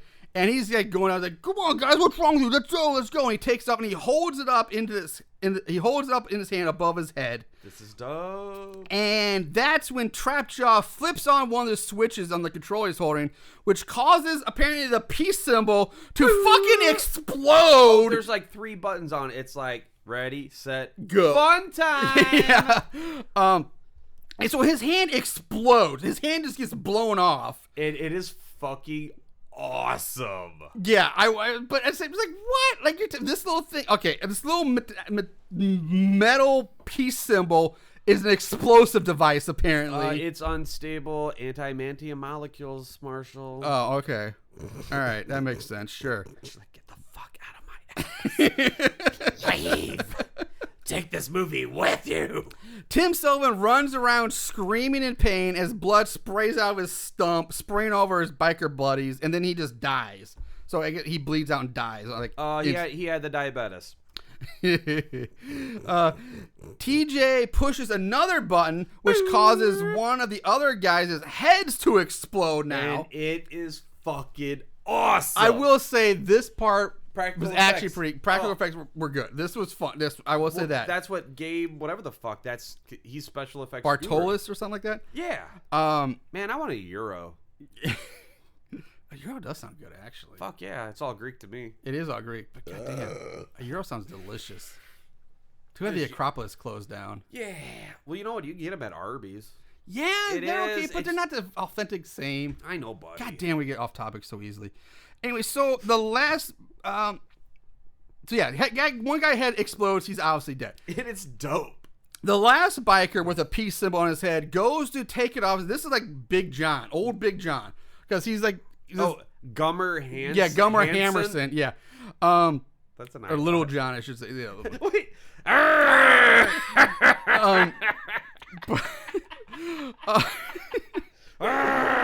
But for some reason, this guy decides to take an eternity to remove it from his head. All he has to do is reach up and pluck it off and throw it. Like, you could do that in half a second. Buddy, he's this guy old. It takes him like 30, 45 seconds to reach up to grab the thing on his head. Once he grabs it, he lets his hand linger there on his forehead for like another 10 seconds before, and then it's something like it's bored into his head like with screws. Like, oh my God, I can't get, like, it just won't come off.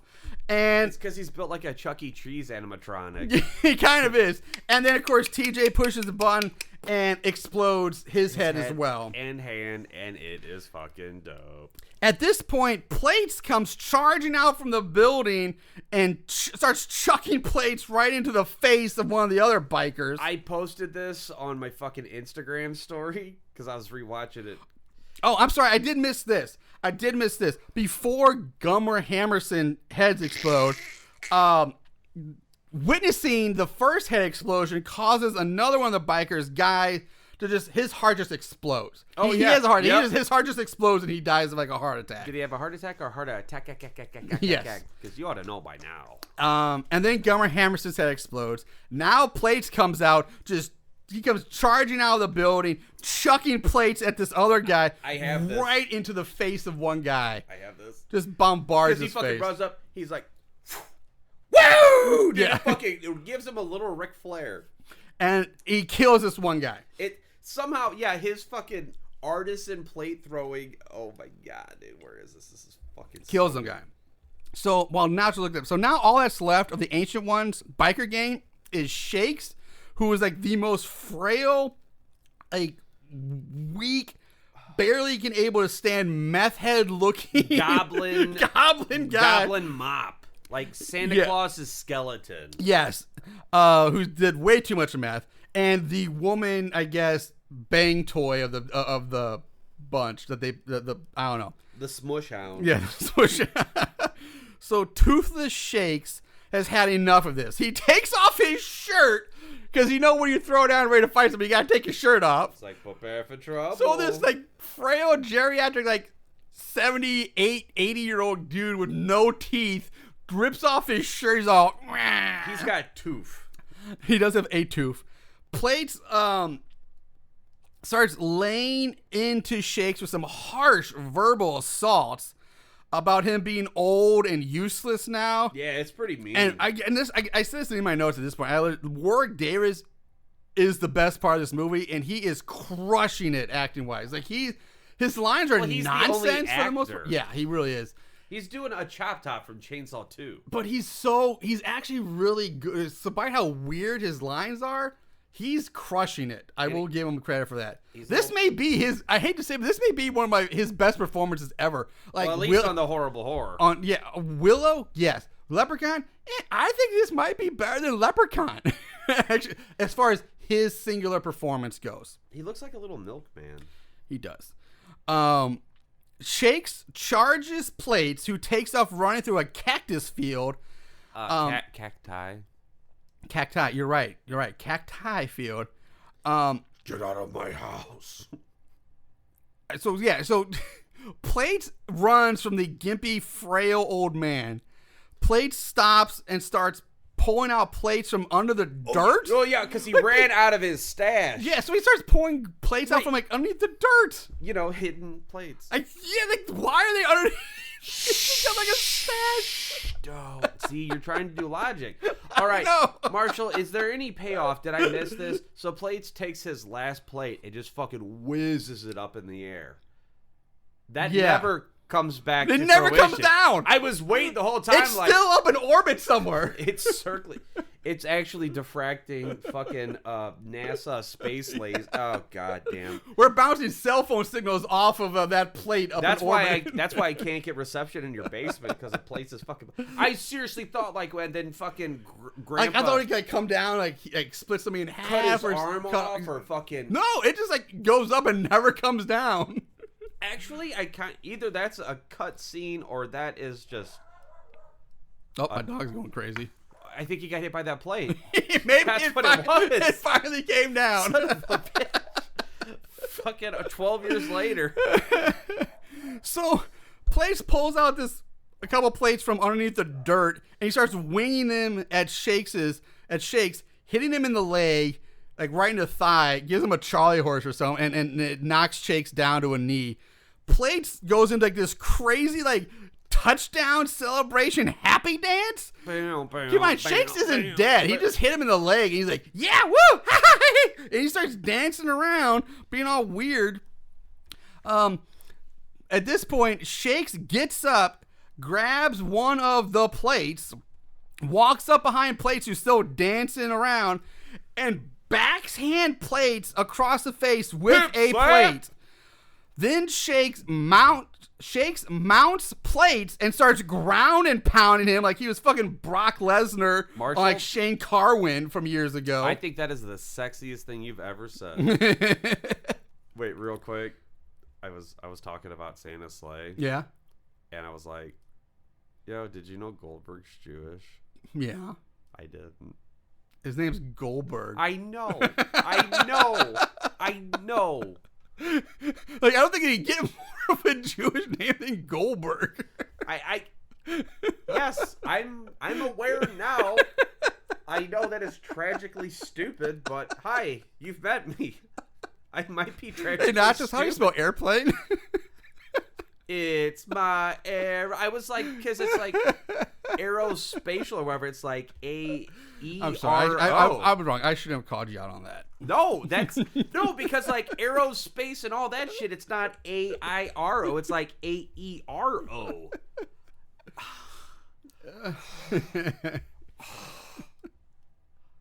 Anyway, Do you see what this movie's doing to us? I know.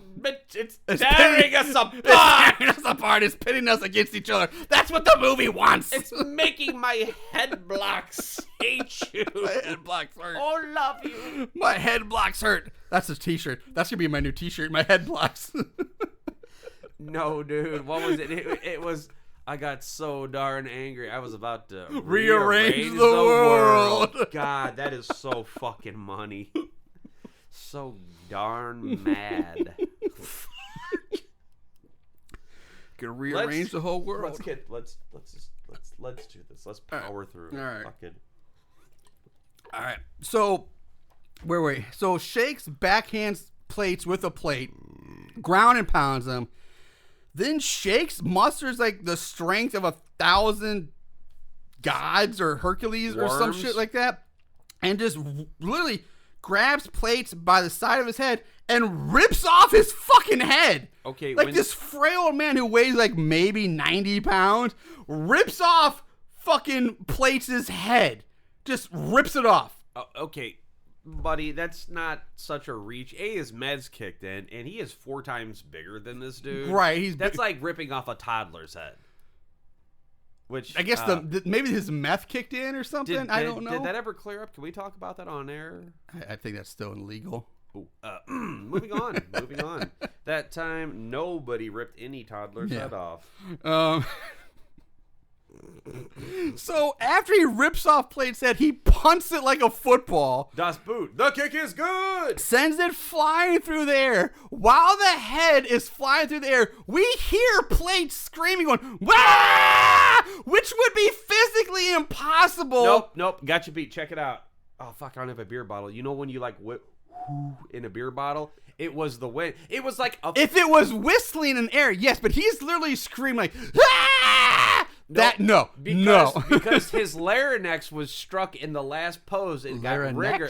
But okay. Do you think I'm not the doctor nurse man here? This is where Aaron would be. Aaron, you're the medical guy. If you're listening, get the feet out of your mouth and let us know. Blast us on the hotline. Blast on the hotline.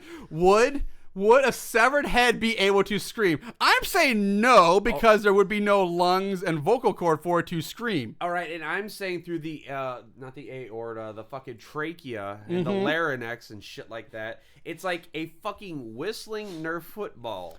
That's different. This isn't. He's actually verbalized. He's actually screaming. It's not just a whistling, airy sound coming through. Maybe it's in your head. In your head. In your head. Whistling Nerf football head. So his head crashes into the windshield of some random car driving by, and that's it. That's fucking hilarious. Shakes, walks back to the biker tramp, the passer around her girl. I don't know. Queen Bee, sure. He flexes for it, and he's like, gives her this big toothless grin and goes like, yeah! And then the old woman and Shakes kiss and then walk away hand in hand into the sunset, and they're never seen again. They're living the best life. They're living their best life. We go back to Tina still wandering around the house. She finds herself in a dark, dirty laboratory, for lack of a better word. Oh, yeah, with Tesseron and Janessa's love children. Yes. From Jason X. So it's okay, he just wanted his machete back. Shit's about to get fucking weird again. It gets fucking weird here. There's all these glass containers for like mutant creatures and like organs and body parts. And then for some reason, there's just fish on the floor flopping around. Like really? There's goldfish just flopping around on the floor for some reason. I don't know why. Goldfish? Did you know they're Jewish?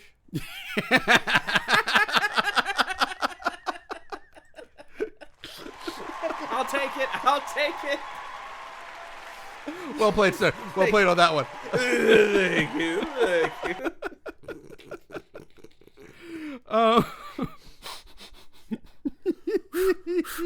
That one got me. Okay. So as she's looking around, a voice is heard calling her a trespassing tramp. She looks up at this point and we finally see the creator. And I'm going to take a break here. I'm going to take a beat because I got to get my breath. It's a lot. So, are you ready for this? Yeah.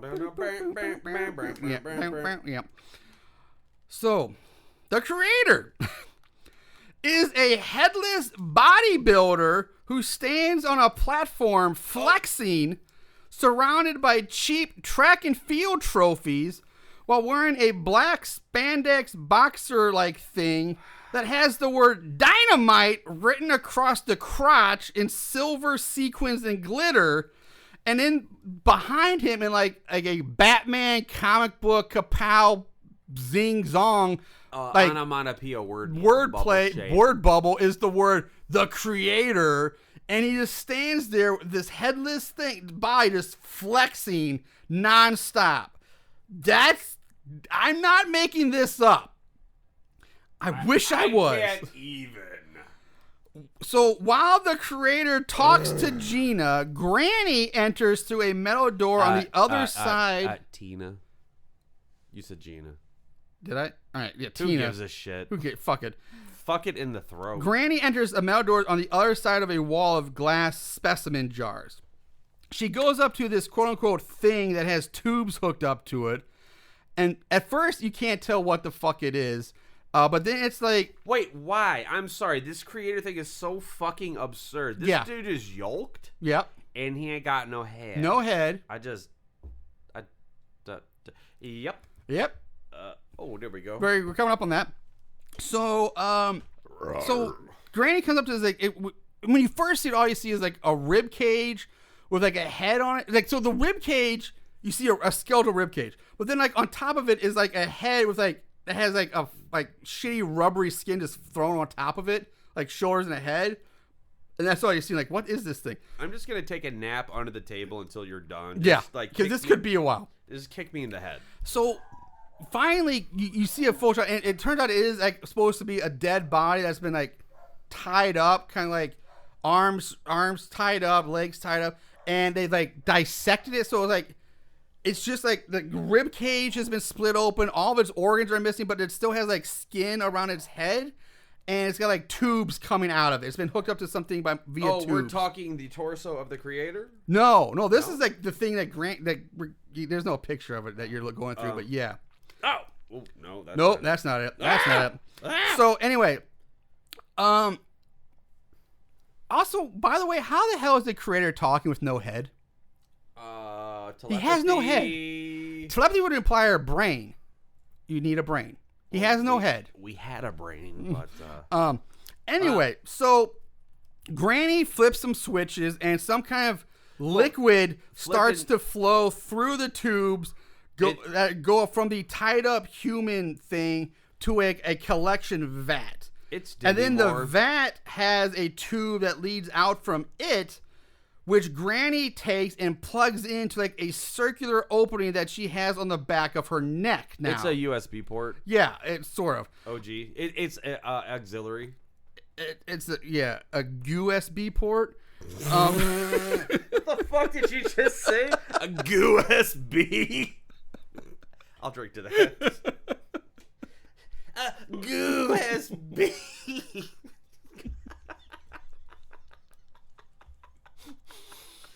Focus. We're never finishing this shit. So, once she plugs the tube into the back of her neck, she sighs in relief as this fluid like pumps into the back of her neck. It's goose. Tina creeps up behind her, grabs the tube, and then crinkles it up like a garden hose, cutting off the flow of whatever the fluid is. Granny whines, is like, brain. Yo, bitch is out of head, and she's like, "Nuh-uh, I'm your flow rider." Yeah, nicely done. And Tina's like, brain's dead. You know, he ain't coming. He's dead. Tina taunts Granny, saying like, "You need this, don't you? You have to have this, whatever this is. You know, you need it." And Granny whines like, and I fucking hear her goddamn voice, but she's like, "Yes, unfortunately, I do need this. I have to have this." And with that, Tina doesn't rip the hose out of her neck. She just literally rips the hose in half. She like rips the hose apart. Oh, dick move, Tina. Granny goes into the laziest twitching I have ever seen. She's like, and I've seen some lazy twitching. I have seen some lazy twitching in my day. These ladies at the senior home faking orgasms. Nice try, Grandma. So laziest twitching. She before she falls to the floor, where she goes full on street trash melt mode. Yes! I fucking love street trash. She goes straight up street trash melt mode here. This fucking bitch is straight up melting into goo. Straight goozing. She should be screaming in pain, terror, and agony, but she sounds more like she stubbed her fucking toe. She's like,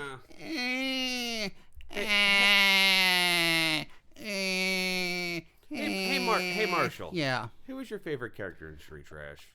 Oh, Street Trash. I'm trying to remember. I remember Bronson was the bad guy. Yeah. I used to make bitches like you walk bare pussy around the village. Maybe Bronson's because he's the only one I remember. I go Frank, the black. Then dude there with was the gas homeless. mask. There was homeless Jesus. Oh yeah, the lead dude. Yeah, with his homeless little Jesus. pimp hat. And then there was the chick who straight up like raped like a 15-year-old kid. Oh, like fake Ralph Macchio. Yeah, just straight up. What's that? Statutory raped a kid. Well, it was on Staten Island, so it's okay. Yeah. Statutory Island. Yeah, starring Jeff Epstein. And then they had the Tire Shire, where woman got like gang raped by bums. I remember that. Oh shit! Yeah, that's right. That Tire Shire. The Tire Shire. Man. So you know what? The dude that plays that mouthy little fucking door guy, he's in fucking the Jerky Boys movie, and he's Jeffrey from Frankenhooker. Oh, all right. Do you remember? Was Jeffrey the main guy? No, Jeffrey was. Oh, in Frankenhooker. Yeah. He's like. He's the one who makes Frankenhooker. Yeah. Okay. Well, Frank, man, I know I said it on another podcast. I was at Spirit Halloweens with Madam Pumpkin ass kind of shit. And so, like, they have those cool. Yo, I'd be burping. I'm sorry, Marshall. Marshall, I'm sorry. I'd be burping. You'd be burping. ABB, always be burping. So like they have all these cool fucking like retro. You know how we have like the werewolf mask and Yeah. the fucking mummy mask. Huh? They had Frankenstein, and I was like, oh, dude, they got Frankenstein. She goes, actually, it's Frankenstein's monster. I was like, I cannot wait to throw you in oncoming traffic. And I was like, no, he sexually identifies as a monster, so it's okay. But Frank, he's the best. Where was it? Oh, so as Granny melts, creator goes into monologue mode, asks Tina if she's proud. Then a TV turns on and clips of weird random shit start playing. We see like old footage of like car racing and demolition derby footage. Ooh, they're racist. Then there's like fighter jets flying, tornadoes, and mice getting caught in mouse traps and dying. Yeah, like, that was a little much. Yeah, like I don't need what. Fuck you for showing that. Yeah, dick. While she watches this shit, the creator just keeps on rambling and flexing. Oh my fuck. Granny finally dies. The creator's still monologuing. This is what he says, almost verbatim. He says, attraction, lust, courtship, conquest, flirtation, penetration, conception. I am progress. I am inertia. I am strength. Behold creation. And the whole time he's talking, he's just flexing and posing. Hey, Marshall. Yeah? What's that horror movie con that used to happen in St. Louis? Contamination. I just felt that was part of it. All right. Yeah, this is so bizarre. So bizarre. How bizarre? How bizarre. I wish you remember that old So goddamn bizarre. stuff. Once he finishes his monologue. Okay, hold on. Breathe. Do you want me to get the tape? Oh, Goddamn. dude, your head is pulsing. Yeah.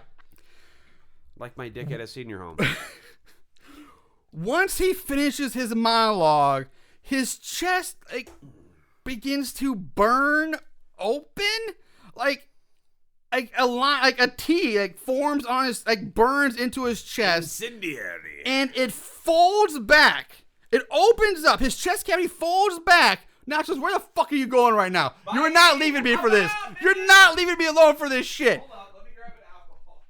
Oh, he picks the worst times. No, I didn't. Best time, dude. Talk about ruining the flow. And we're back. His chest cavity opens up to reveal a mutant monster with a giant head and tiny little legs and arms living in his chest cavity. Wait, hey, Marshall. So he's a fucking Kang.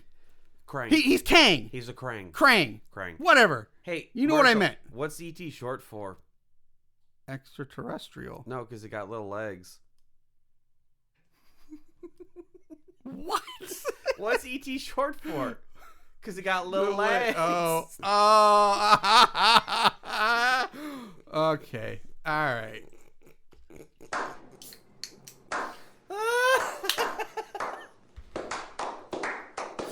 I'll take it. I will take it. I'm a dirty girl. All right. Could have got little legs. Jesus Christ. So we have a Krang now. We have a Krang meat monster. So the little monster thing now launches itself out of the chest cavity onto Tina's face where it latches onto her. I am a god. We have a Krang. Tina rips it off and throws it into some of the glass jars, breaking them. He didn't really think this one through. Seeing that this seems to hurt the body of the creator, which is still flexing, by the way, Tina grabs a pipe and starts smashing all the glass containers. The muscle-bound body slowly falls to its knees and then to the floor, flexing the whole time. Even when it's, quote-unquote, dying or falling, it's just flexing as it falls to the floor. ABF, always be flexing. Always be flexing. Trapjaw shows up now on top of a wall or a ledge, leaps down at Tina, knocks her to the floor. The mutant Krang monster leaps back on top of Tina. She fights it off and shoves it up into Trapjaw's metal bear trap-like mouth. Krang gets the top of its head bitten off or stuck in its jaws and gets bitten off in half. Oh, yeah, I do. Tina grabs Trapjaw's ankles because she's like, This makes no sense. Okay, so bear with me as I try to explain. So Tina... Bear trap? Yeah, bear trap with me. Ooh, that's a dance. When Trapjaw jumps down at Tina and knocks her over, he lands in front of her. She falls on her back with her head like away from him, looking up at him when she shoves up Krang into his mouth. But now we see her with her head by his feet, like in between his feet. So she's reversed position magically out of nowhere. But so she grabs Trapjaw's ankles, holds onto them, and then like rolls herself up. And then Mule... Marshall, what the fuck are you talking about? And then Mule kicks him in the chest. So she does a dipsy donut and fucking donkey kicks him. Yes, Gotcha. basically. There we go. Mule kicks him in the chest, which sends him sends him flying backwards into an electrical box. Oh, like this? Which, yes, well, unlimited free 2-day shipping and much more on Amazon Prime. Gaga. Which electrocutes Trapjaw, covering him in blue electricity. Yo, listen up, here's a story about a little guy that lives in a blue world. And all day and all night and everything he sees is just blue. Like him. I love your wet mouth noises for that. Oh, you know you guys are getting ready for it. Blue for him. So, and everybody around. He ain't got... Here we go, guys. Get ready. Get ready for those fist bumps. Here we go. Here we go. Yeah. See, this is why we need somebody here to just, like, operate the camera.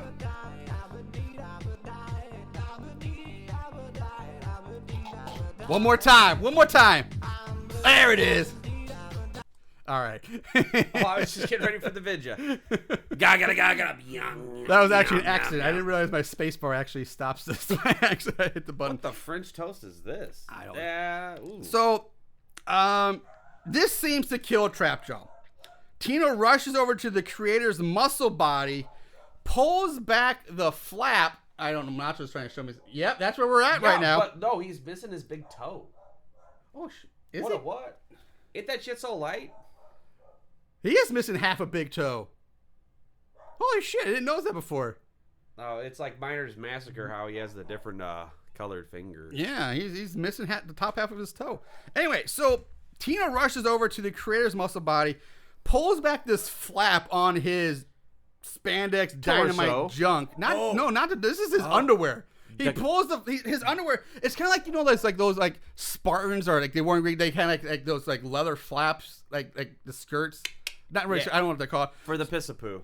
Yeah. So he's wearing like this flap on his spandex underwear, and that's the one where it says dynamite. So she lifts this. Does it say dynamite or dynamite? Yeah. She pulls the flap back to reveal two, not one, but two fucking bindles of dynamite. And hey, good word. Because of fucking course, why wouldn't there be dynamite attached to this thing's crotch? It makes perfect sense. Were you not warned? It literally does say dynamite, so I guess it was truth in advertising. Fuck me, I'm the asshole. Tina takes one of the bindles, sets the timer for 40 seconds. Keep that in mind, 40 seconds, and leaves it on the creator's crotch. And the timer starts down. It started. So she then takes the other one and attaches it to Trapjaw's coat. She then runs out of the lab. TJ wakes up, walks out of the lab, and watches Tina run away. You know, Marshall, I'm just going to say this real quick. Cinnabite Trapjaw. Yeah. And loving every minute of it. Yeah, it is very Cinnabite-esque. Cinnabunish. So Tina now throws herself through a wooden door. As one does. Crashing out into the sunlight of the free world. The dynamite on Trapjaw goes off. In what may be the weakest and worst dynamite explosion ever seen. Well, it was old dynamite. There is seriously zero destruction or damage done from this. All we really see is a small fireball and some smoke that comes billowing out of the broken door that Tina just broke through. That little fucking house or garage should be a fucking ashes and flames. But nope, it's perfectly fine. Wait. Trapjaw just walks right out of the building. Yeah, because he's hard as fuck. Looking like fucking Wile E. Coyote or any other Looney Tunes character that gets blown up in the cartoons. Looking gangster as fuck. Tina hides behind a motorcycle, but TJ just turns and looks at her. Man, if she only knew how to use this motorcycle. Only. Man, it's like check serendipitous. off. Yeah. So Tina slowly gets on the motorcycle while TJ just stands there looking at her. It's fucking hilarious. It's like she's moving like you would like when you come across like a strange dog who's kind of grinding, like, easy there, buddy. I'm just backing away. Yeah, and she's looking at them. They're making eye contact. They're locked eyes. And she's just like slow, like, okay, I'm going to slowly get on this motorcycle now. I'm going to get on it. Okay, good boy. And he's just standing there, letting this shit happen. She starts up the motorcycle which is the one that has the attached sidecar to it. Also, at this point, it's worth knowing that it's been way longer than 40 seconds, and the other dynamite has yet to explode. Marshall, do you think they're counting? Do you think they were counting us to be counting? Tina starts up the bike. Trapjaw at this point falls to his knees. Tina gets a flash vision of her family. This is where that picture you showed me earlier comes in. Oh, Phantom Cheeseburger mode? Phantom Cheeseburger. This is where this comes in. Aaron, birthday boss buddy. You know what to do. So she gets these visions of her family at a barbecue, at grilling and all this shit. Ow. Her mom, her dad, and her mom, her dad, and her brother all start talking to her saying, it's okay. You don't have to do it. It's okay to forgive and forget. You don't have to kill. And it's like that scene from COVID. It's like, it's okay. God told me to. Nobody knows what the fuck I'm talking about. Tina snaps out of her little daydream and says, fuck it. Runs down Trapjaw with the bike sidecar, which doesn't crush him. But I guess, but maybe there was like, I don't know, lawnmower blades underneath the bottom of this sidecar because it just slices him to pieces. Ouch. That's what we see. We see his foot's here. We see a hand over there. He's just been severed to pieces by being run over by a sidecar. Well, a side piece will fuck you up. Yeah, a side piece will fuck you up, man. You gotta be watch out for side pieces. But now we find out, like we talked about earlier at the beginning with the POV vision, we found out that, in fact, he apparently was a robot or at least a cyborg because sticking out of his severed hand are metal bones and like wires and shit sparking. And for some reason, his face is now on fire. We see a close up of his face and he's got fire coming off his face when he comes out. Right there, he wasn't on fire a second ago, but now he's on fire. All right. So... what the shit's going on? Did you guys ever do House of 1,000 Corpses? No. Don't. Yeah. Because this is jocking its shit. But, I don't think I can handle Aaron, he hates Rob Zombie stuff. Same. Yeah, I'm not big on it either. So anyway, I'm going to watch Lord of Salem's. At this point, Tina drives away on the bike. As she drives down the highway, we finally see the other Dynamite Bindle countdown finish from 8 seconds to 0.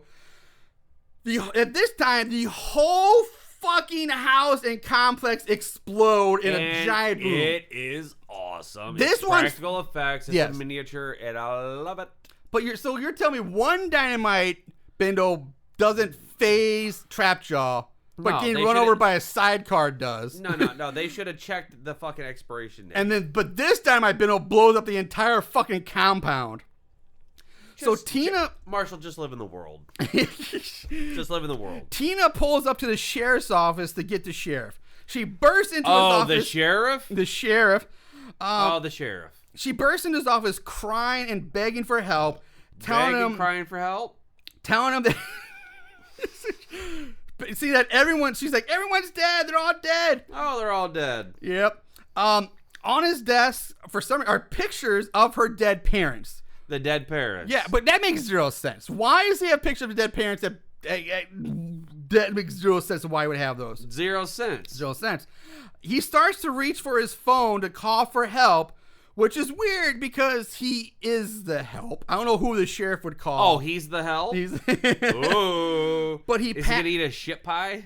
But he then passes over the phone and opens a box to reveal another weird bladed weapon similar to Trapjaw's Woomerang. Wooerang. Oh, Wu-Tangerang. Wu-Tangerang. God damn it. Why did we just now? Wu-Tangerang.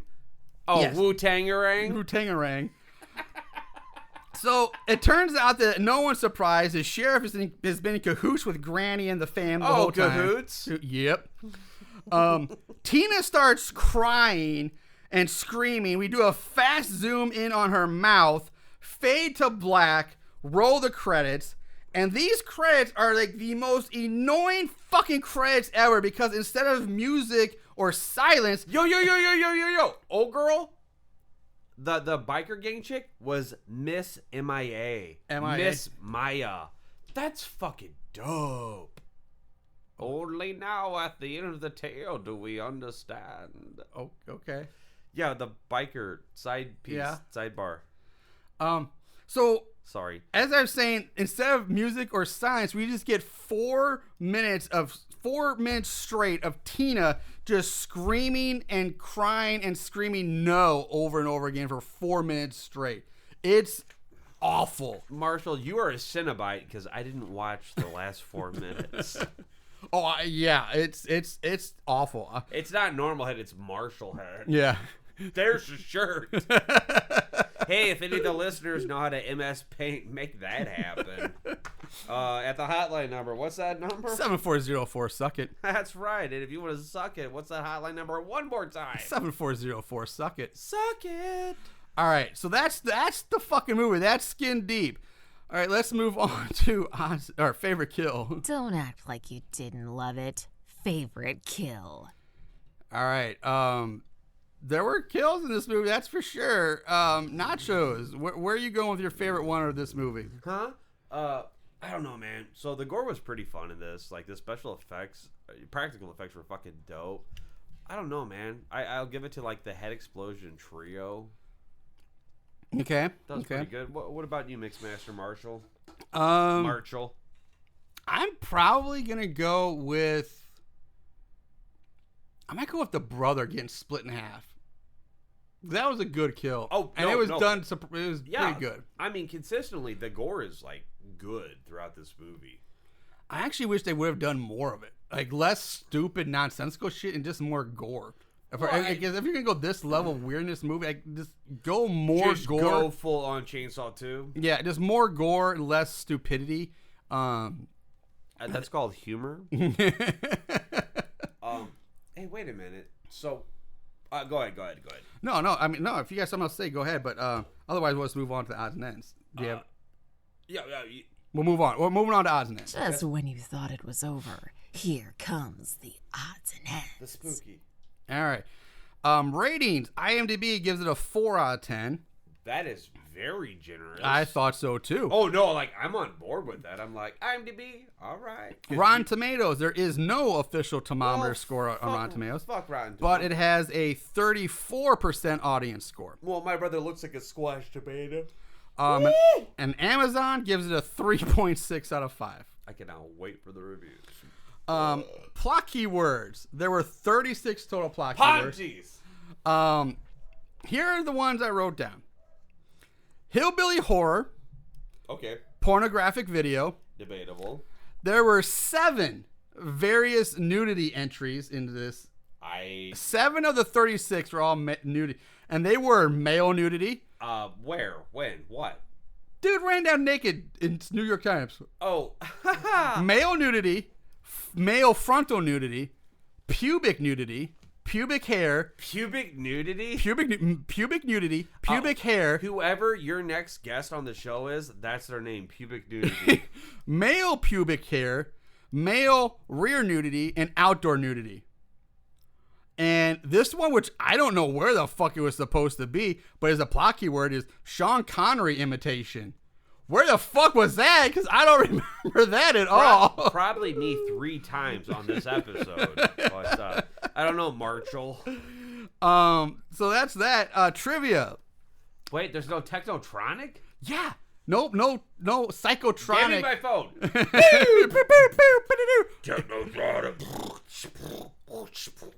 Sorry, go ahead. Yeah, so no psychotronic. Trivia. The scarification scene at the beginning, which we saw the person get burned. So they were holding a box cutter razor blade with a pair of pliers. Okay, but it was curved at some point. Because they curved it with an S. They had curved metal. Anyway. Look you jacking me.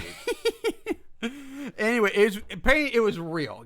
Director Gabriel Bartalos ran an ad on a fetish website saying human canvases wanted for a scarification scene, and apparently they really blamed somebody. I was gonna say, as a guy that has never lit anybody on fire or any porches, allegedly.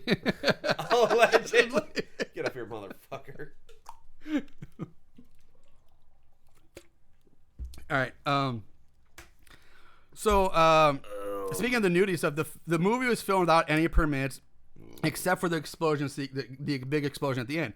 The scene with Brian running naked in Manhattan was not done on a closed set. It was done during rush hour at Times Square. Adoy! Yeah. Jay Duggery, who played Brian, got arrested while filming that scene. He was caught by an undercover police officer that day while running naked. Did he handcuff his nutsack to his butt crack? Yeah. That's all the trivia there was for that. However, I have some trivia. oh, you have trivia? No. Okay. We do get to move on and play the budget game. Oh, fuck you. It's now time to play everyone's favorite game, Guess the Budget. Marshall head. All right. Fucker. Nachos. Uh, What is your guess for the budget of the 2004 Skinned Deep? $2,500. $2,500. I don't know how money works. Because you eat it. You don't use it. You don't use it, but you eat Don't it. you judge me. It's good with soup. It's good in a soup. Well, obviously, you're wrong. It costs more than $2,500. The budget for this movie was $600,000. Oh, so my thing, but who be farting down here? Probably you, fart boy. Goddamn right. All right, let's move on to Mortal Kombat Combat. At the end of this day, one shall stand, one shall fall.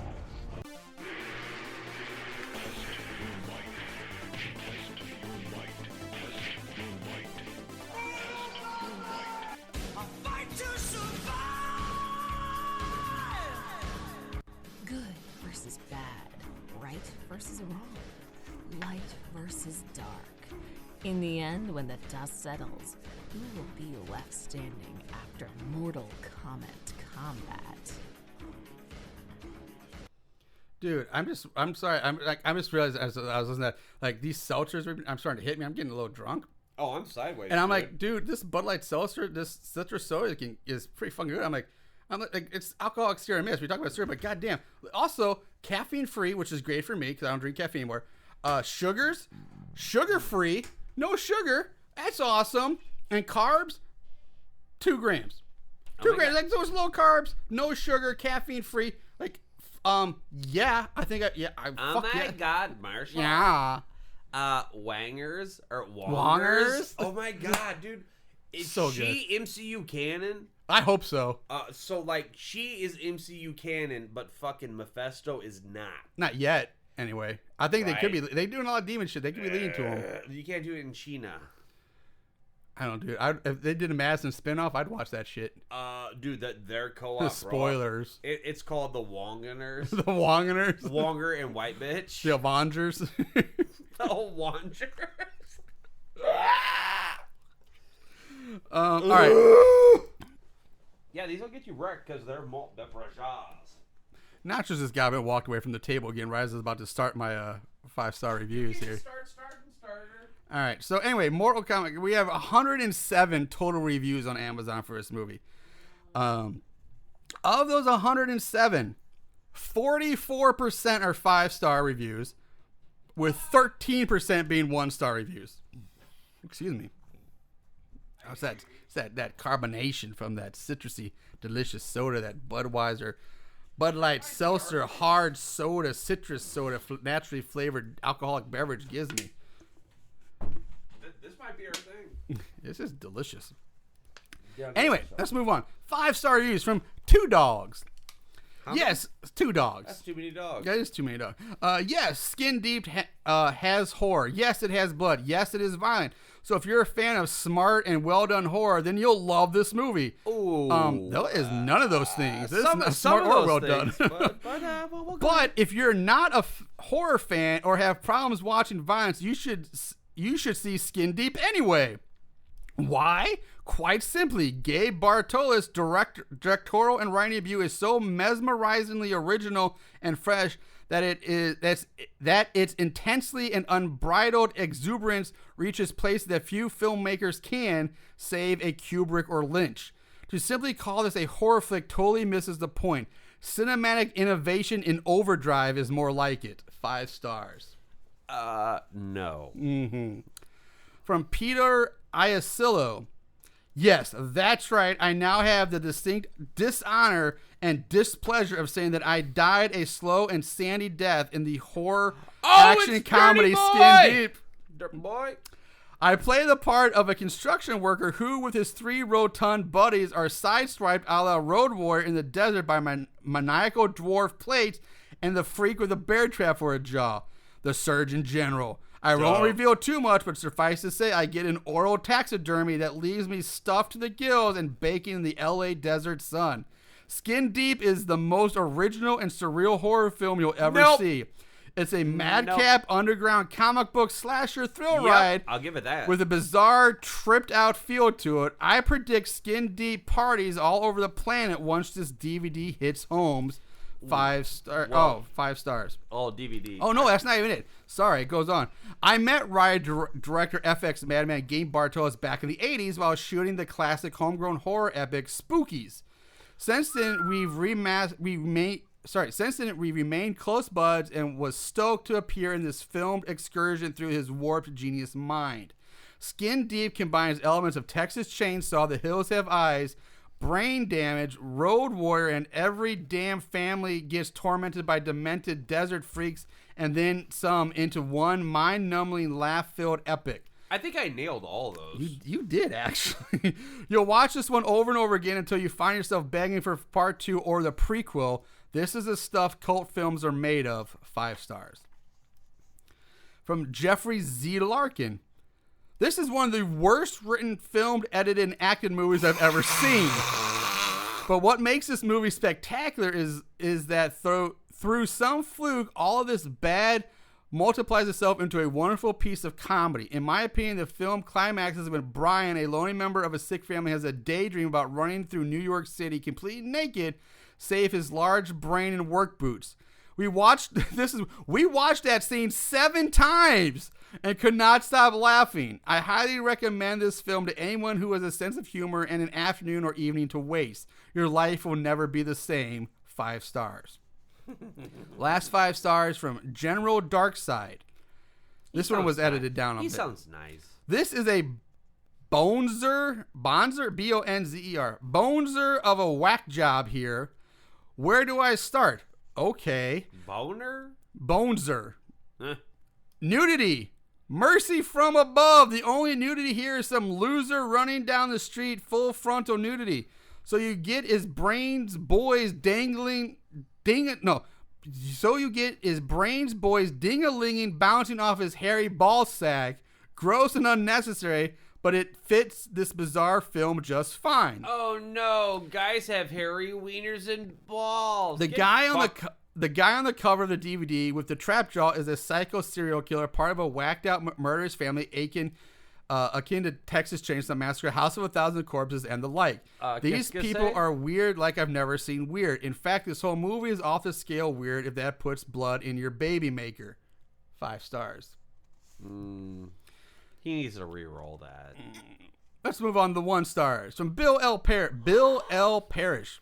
This movie is amongst the worst movies I've ever seen on this planet during my 64-year-old stay. Oh, he should... Because he's definitely in the demographic for this movie. Yeah, he's obviously not a fan of the horrible horror. If you liked Monster from the Surf or Plan 9 from Outer Space, this box of delusions is for you. It was so bad I had to watch the whole DVD movie. 1 star is way too generous. That makes... If it's so bad I had to watch the whole movie, but you give it 1 star. Weird. All right. Oh, fuck me for finishing. Wow. From Melanie Windsor. I wish I could give the movie 0 stars, but this was the worst movie. This was the worst movie man has ever made. Shame on the makers of this film. They should have donated the money, used it to make this film. They should have donated the money used to make this film to charity. This movie was unwatchable. 1 star. She knows nothing. Last Marshall two. Head. Last 2. From C. Dennis Moore. After experiencing the wonder that was Leprechaun 4 in space, there is very little Warwick Davis could star in that would surprise me. That's not to say there's little that wouldn't disappoint me. Little? What the fuck is that Yeah, is that supposed little to joke? be? Oh, Yeah. get woke, son. I'm gonna get a little short with her. And that's coming from a horror fan who loves low-budget trash. But a do man's ya? got to draw the line somewhere, or else stuff like this gets through. Skin Deep was a total what-the-fuck movie, W2F movie, from beginning to end. I don't know what the hell writer, director, producer Gabriel Bartalos was thinking. But seriously? This movie was so demented, even David Lynch would say, what? After debatable. finishing it. Unfortunately, I don't mean it was demented in a good way. Don't misunderstand. Skin Deep is not a good movie. The quality of the filmmaking was atrocious, with a badly dubbed vocal track and a script written by an eighth grade. That's it. Not an 8th grade, just by an 8th grade. Well, the filmmaking was atrocious. Oh, I'm sorry. Oh, I'm sorry. I'm sorry, guys. The quality of the demented in a good way. The film, don't misunderstand. Skin Deep was not a good movie. The quality of the filmmaking was atrocious, with a badly dubbed vocal track and a script written by an 8th grade girl with a penchant for dramatics. Prashant. And apparently the people in the movie were quote unquote actors, but I didn't see any signs of that either. There's a reason most special effects men are special effects men and not rise directors. And Skin Deep is the primer for why that is. The killers were typical Texas Chainsaw Massacre parody ripoffs, while Tina was nothing more than a standard survivor girl stereotype with zero personality of her own. That may also be because Caroline Brandt, the actress, was a really terrible actress. She starred in nothing before or since. Somebody got dumped in high school. And what started off as a totally insane and ridiculous movie only devolved into an even more ridiculous third act. By the time I'd stopped even hoping for some quality, and that was just riding it out until it was over. 1 star. Now, Aaron, as our leading David Lynch aficionado, would say, Dude, this movie isn't any of that shit. Go watch Twin Peaks. Watch Twin Peaks. I love Twin Peaks. We watch Twin Peaks. Twin Peaks is the best. Watch Twin Peaks. Happy birthday, buddy. This is still the same episode. Yeah. This is still the same one. How long is this episode still? How are we still going? Last one. Let's get this shit over with. Hale!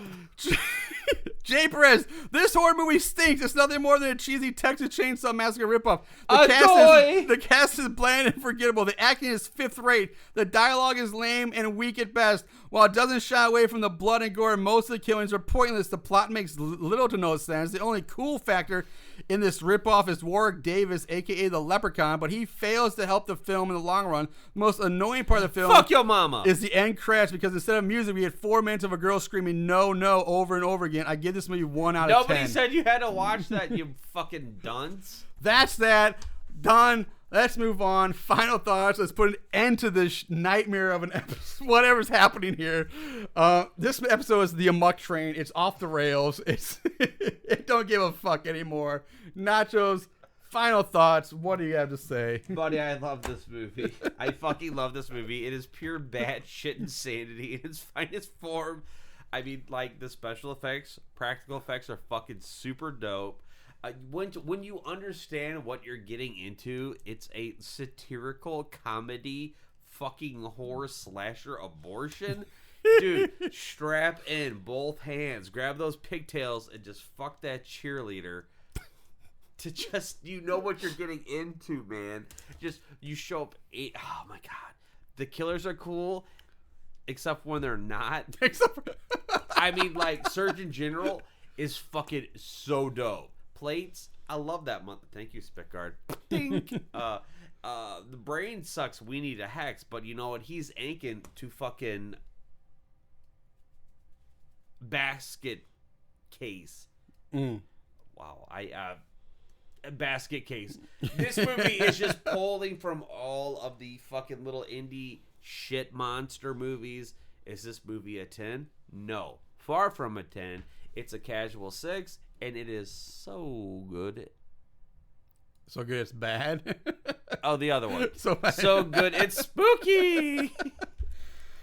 All right, How about you, Marshall? I don't know where I came in this thing is so bad. It's Would you scary. recommend this to somebody? That's what I don't know. Like this movie is terrible. Is this a movie you put on a party in the background?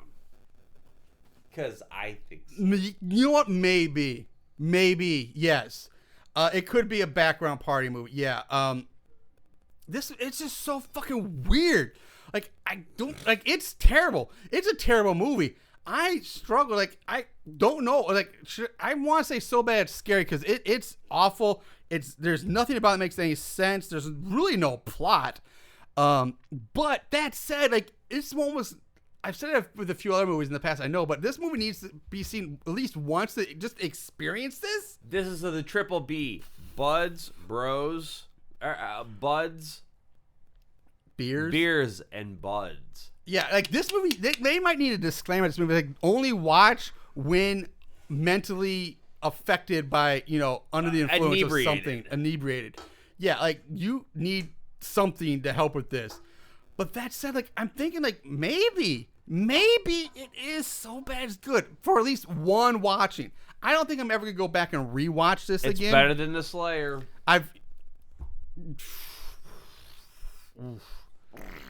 Maybe it's they both. Yeah. There's a beginning, a middle, and an end. Wacky things occur. Yeah, God damn. I think I'm gonna go so bad. It's search your feelings. My feelings. Promise, would I watch this again? I don't know. But if it, like you said, that's a good point. Is this something you put on the background of at a party? Like you just put it on mute and you would get you get the exact same effect out of it. All right, Marshall. For this whole reason, Werewolf Davis. I'm sorry, Ewok. Willow shows up. It's just starts lobbing plates. He hits a dude, connects, explodes. He's dead. So he goes, "Woo!" Yeah, that's so dope. Your enthusiasm is pushing me over the line because I was coming in saying so bad. I don't want to watch this again, but it's insane. I will say for those of you who haven't seen this, check it out. Since it's free on Tubi, I will say so bad it's. This is a good with an asterisk. It's worth one watch. One watch experiences. Sober. This is like you and your crew, down to sixer a person.